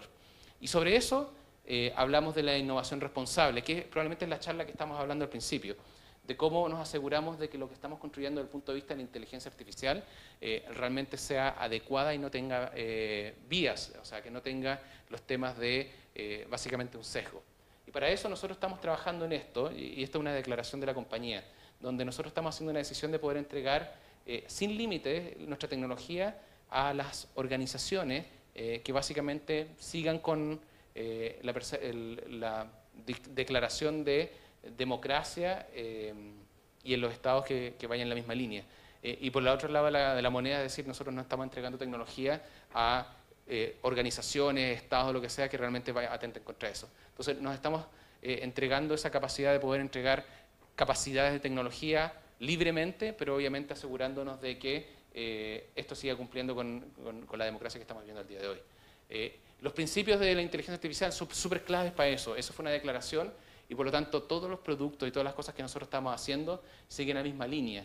Yo creo que lo resumieron muy bien en la charla pasada, así que no quiero dar mucho la lata, pero tiene que ver con eso, cómo nos aseguramos de que efectivamente en los temas de confianza el autopilot no falle y genere un problema. Entonces, cómo aseguramos que los datos que estamos entrenando sean correctos, cómo nos aseguramos de que efectivamente la performance de esos modelos andan bien, cómo diseñamos las experiencias para que efectivamente hayan condiciones fuera condiciones de borde que están fuera del plan, que alguien te ataque, que algo se cruce, etcétera, y que el humano esté en el centro.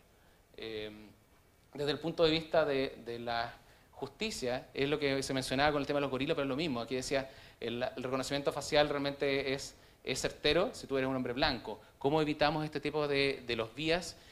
Porque los datasets son incorrectos. Y probablemente los datasets son incorrectos porque las personas que están entrenando en los temas, obviamente ya hay un bias ahí. Entonces, ¿cómo nos aseguramos de la transparencia? De que lo que está calculando la inteligencia artificial o mostrando realmente tenga una explicación. ¿Cómo nos aseguramos de los temas de privacidad, donde efectivamente los datos que estamos considerando realmente no puedan servir para poder ubicar las fuentes y poder ubicar a las personas? Que sea inclusivo, para que esto realmente la tecnología sea para todas las personas y no solamente las que tenemos la suerte de poder estar al 100% de nuestras capacidades. Y que sea, básicamente, las personas sean accountable para lo que están haciendo y cómo funciona su sistema. Entonces, estos son los principios de que todos los productos de inteligencia artificial que hoy día tenemos dentro de Microsoft están siguiendo y va mucho de la línea de la charla anterior. Por lo tanto, es clave para nosotros de que la inteligencia artificial siga estos principios y eso es lo que vamos a seguir trabajando en el tiempo. Dos últimas slides y después dejo abierto si quieren hacer preguntas o algo. Desde el punto de vista, también lo preguntaban, el aprendizaje para nosotros es súper importante de que las organizaciones, pero también las personas estén lo más educadas posible. La inteligencia artificial es el presente y futuro. Por lo tanto, a nivel público, muchos cursos para poder entender qué es lo que es la inteligencia artificial, cómo se usa, los temas de inteligencia artificial con sentido, etc. Y por otro lado están laboratorios, hay hartos proyectos bien interesantes, desde lo que les mostraba este tema de la pelota, pero también los temas de detección de sentimientos, de imágenes, etcétera, que son públicos y que se pueden ocupar ahí y extender básicamente. Entonces, solamente para poder cerrar la idea, Microsoft está trabajando en poder democratizar este tema. Sabemos que la data es súper importante para todas las organizaciones y en particular para defensa, y la idea es que esas capacidades puedan seguir siendo utilizadas, desarrolladas y básicamente generando innovación en cada uno de nuestros clientes. Entonces, eso es un pequeño resumen. No les pude mostrar las cosas un poquito más concretas, sobre todo los temas de visión y cosas ahí, porque no me di cuenta de que no teníamos el acceso, pero de verdad, con gusto de poder seguir. Si tienen alguna duda, lo podemos revisar afuera. Es un poquito el contexto y si alguien tiene alguna duda, pucha, feliz y encantado de poder responderla. Quiero que le brindamos un fuerte aplauso a Patricio Bendini por la tremenda exposición, donde pudimos ver varios casos de uso de la inteligencia artificial en el ámbito de la defensa que actualmente están siendo abordados por los equipos del Desafío Avante 2021, y que es el mantenimiento predictivo a través del diagnóstico a distancia y la asesoría remota. Quiero dar la palabra, si alguien tiene alguna pregunta. No sean tímidos, por favor.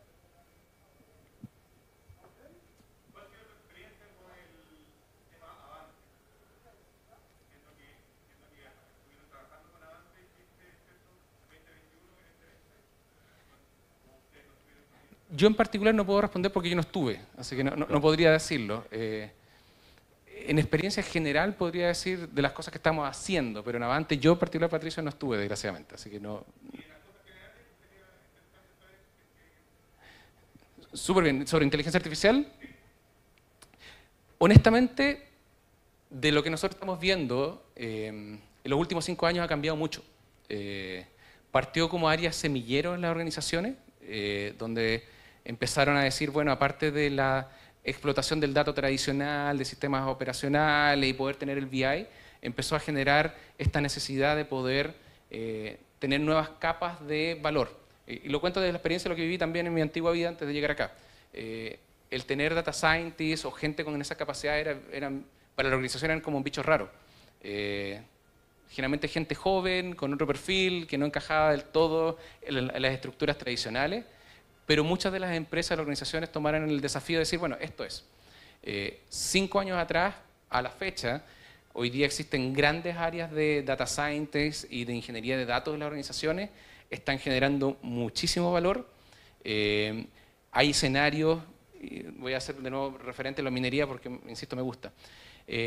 Las grandes organizaciones de minería acá en Chile, lo que están haciendo es que incluso pensando que son industrias súper tradicionales, han generado estas áreas de Advanced Analytics o de inteligencia artificial un poco más avanzada. Y lo que están haciendo hoy día con valor demostrado es agarrar casos de uso que no estaban bien solucionados dentro de las operaciones, negocios en general. Y lo que están haciendo es que con estas capacidades adicionales, primero lograron demostrar de que se puede hacer algo distinto en base al dato. Segundo, que esos negocios se dieron cuenta de que efectivamente este tipo de perfiles y esas capacidades realmente entregan valor. Y hoy día lo que está pasando es que incluso los presupuestos vienen de esas áreas operacionales y están exigiendo más valor. Entonces, desde el punto de vista que ha cambiado en las organizaciones, ese perfil del data scientist o la persona que venía con zapatillas y jeans para poder hacer cosas que antes era visto súper raro, hoy día ha mutado y es perfecto. Por favor, adelante, muéstrenos su magia. Las organizaciones están invirtiendo mucho en inteligencia artificial. Gran parte de lo que están haciendo lo están desarrollando mucho desde el scratch, proyectos o casos de uso o inteligencia artificial en base a sus operaciones, pero apalancado con capacidades ya preinstaladas. Entonces, ¿qué significa eso? Adopción y aceleración de los procesos y con un retorno plausible. Entonces, ellos están comprometiendo retornos en base a capacidades avanzadas, en el cual obviamente viene adherido con presupuesto, pero el retorno está siendo calculado y está siendo exigido. Entonces, ha cambiado muchísimo, la inteligencia artificial hoy día está permeando en todos lados y en las organizaciones son áreas completas que han ido creciendo mucho en gente y que están entregando mucho retorno usando estas capacidades, como te decía, desde la analítica descriptiva hasta finalmente la predicción o la prescripción, que es lo que andan buscando. Desde minería, se mencionó de la minería subterránea, salud, tengo muchos clientes de salud que están haciendo un montón de casos de uso, son súper interesantes, desde predicción de tiempos de ciertas cosas, y realmente en todas las industrias está pasando. Los últimos clientes bien interesantes que tenemos es un estamento de los observatorios acá en Chile, y parte de lo que estamos viendo es la calibración o información de los espejos para poder tener esas capacidades sobrehumanas. Entonces, mucho interés, hay algunos que están interesados, por ejemplo, en los molinos de bolas o los molinos de heterogéneo, de cómo poder mejorar el rendimiento de eso, y se traduce en millones de dólares para ellos también. Entonces, la inteligencia artificial hoy día está aplicándose en cada una de esas líneas, pero mi punto es que culturalmente, lo que hace 5 años era visto más o menos, hoy día tiene una recepción completamente distinta en las organizaciones y de hecho se está buscando mucho esos perfiles. Entonces, el tener esas capacidades hoy ya no es un deseable, sino que es una realidad. Y hace 5 años alguien fueron los precursores, se atrevieron a dar el salto, lo estudiaron y demostraron el valor, y hoy día el camino es que las organizaciones están deseosas de esas capacidades adicionales que van saltando a las tradicionales. Muy resumido, probablemente no puedo responder la primera pregunta, pero lo que está pasando a nivel nacional, y solamente nacional, porque eso se extrapola a todo el mundo, es exactamente lo mismo. Áreas de analítica avanzada, con gente capacitada, que están trabajando de un puente entre los negocios, si los vemos así, con el conocimiento de data scientists, machine learning, estadística, que están generando nuevas capacidades. ¿Alguna otra pregunta?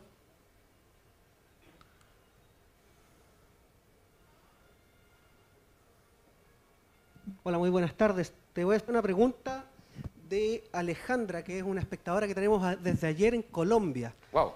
Y tiene dos preguntas, básicamente. ¿Cómo almacenan datos para buques autónomos? Y la segunda pregunta es, ¿qué expectativas tienen con Digital Twin? Dos buenas preguntas.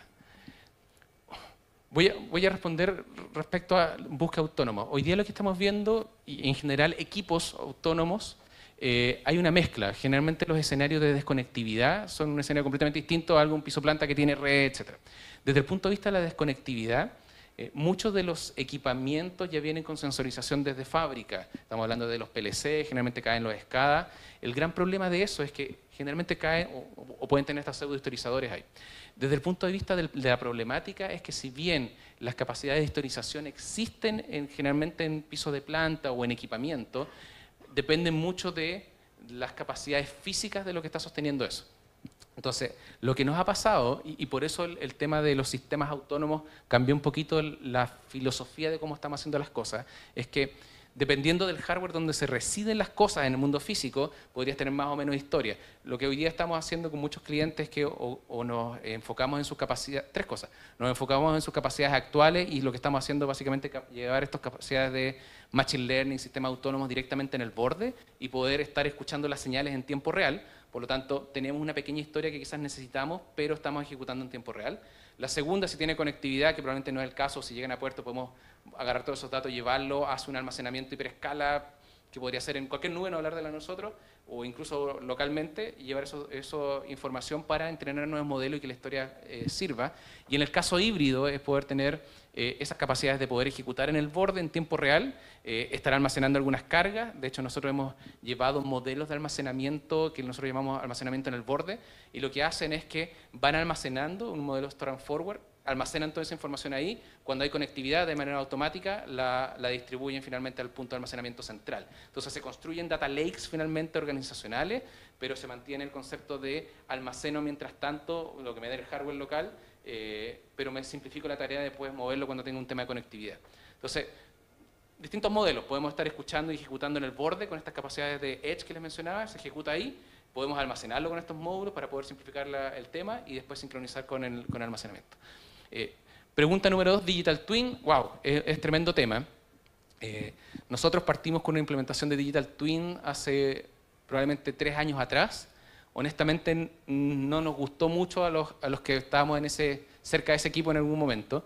Era muy precario. Obviamente la experiencia y lo que andamos buscando como mundo es que el Digital Twin sea la mejor representación de la realidad, y obviamente depende mucho del punto de vista de las simulaciones. Entonces, cuando partimos con el concepto de Digital Twin, entregamos capacidades de poder correlacionar el mundo físico, las señales, los espacios, las personas, sus metadatas, pero quedamos cortos en la parte de la simulación. Hoy día el enfoque es esa más agregar esas capacidades de simulación para que en base a esa capacidad adicional de poder predecir comportamientos de la simulación, poder enrutear la información y poder tomar acciones. Entonces, el punto de vista de la organización, Microsoft está invirtiendo mucho en Digital Twins, de hecho es algo súper deseado por toda la industria. La primera implementación fue, digamos que mejorable, y en esta segunda el equipo de producto tomó muchas recomendaciones de lo que pasó en los clientes, y hoy día lo que está mezclando es agregar esas capacidades y poder modelar la taxonomía de los datos y definir hacia dónde deberían ir en base a ciertas reglas y poder tener una interfaz que sea fácil de usar. Agregó esa capacidad de poder simular comportamientos con distintas herramientas para que complementen la historia y que ya no solamente sea información de sensores o metadatos, sino que también toda esa información se meta en la simuladora, en la juguera, y pueda entregar un output final. Eso mismo a nivel de las simulaciones es lo que estamos aplicando en el sistema autónomo de Bonsai. En base a simulaciones estamos construyendo estos modelos de inteligencia artificial para que performen de mejor manera en base a situaciones no esperadas. Entonces, dos conceptos. O sea, el Edge para nosotros es clave para estos temas del punto de vista de almacenamiento, ejecución e incluso inferencia directamente en el borde donde están pasando las cosas, con esta capacidad de poder almacenar y después reenviar y construir los grandes data lakes para que los modelos sean cada vez más robustos. Y de Digital Twin, con un aprendizaje bien duro, porque partimos con un modelo de Digital Twin que no fue muy bien recibido y obviamente nos dimos cuenta de los errores y estamos enfocando para allá porque sabemos que es una necesidad de industria en general, cross industrias. Espero haber respondido a la... ¿Alguna otra pregunta?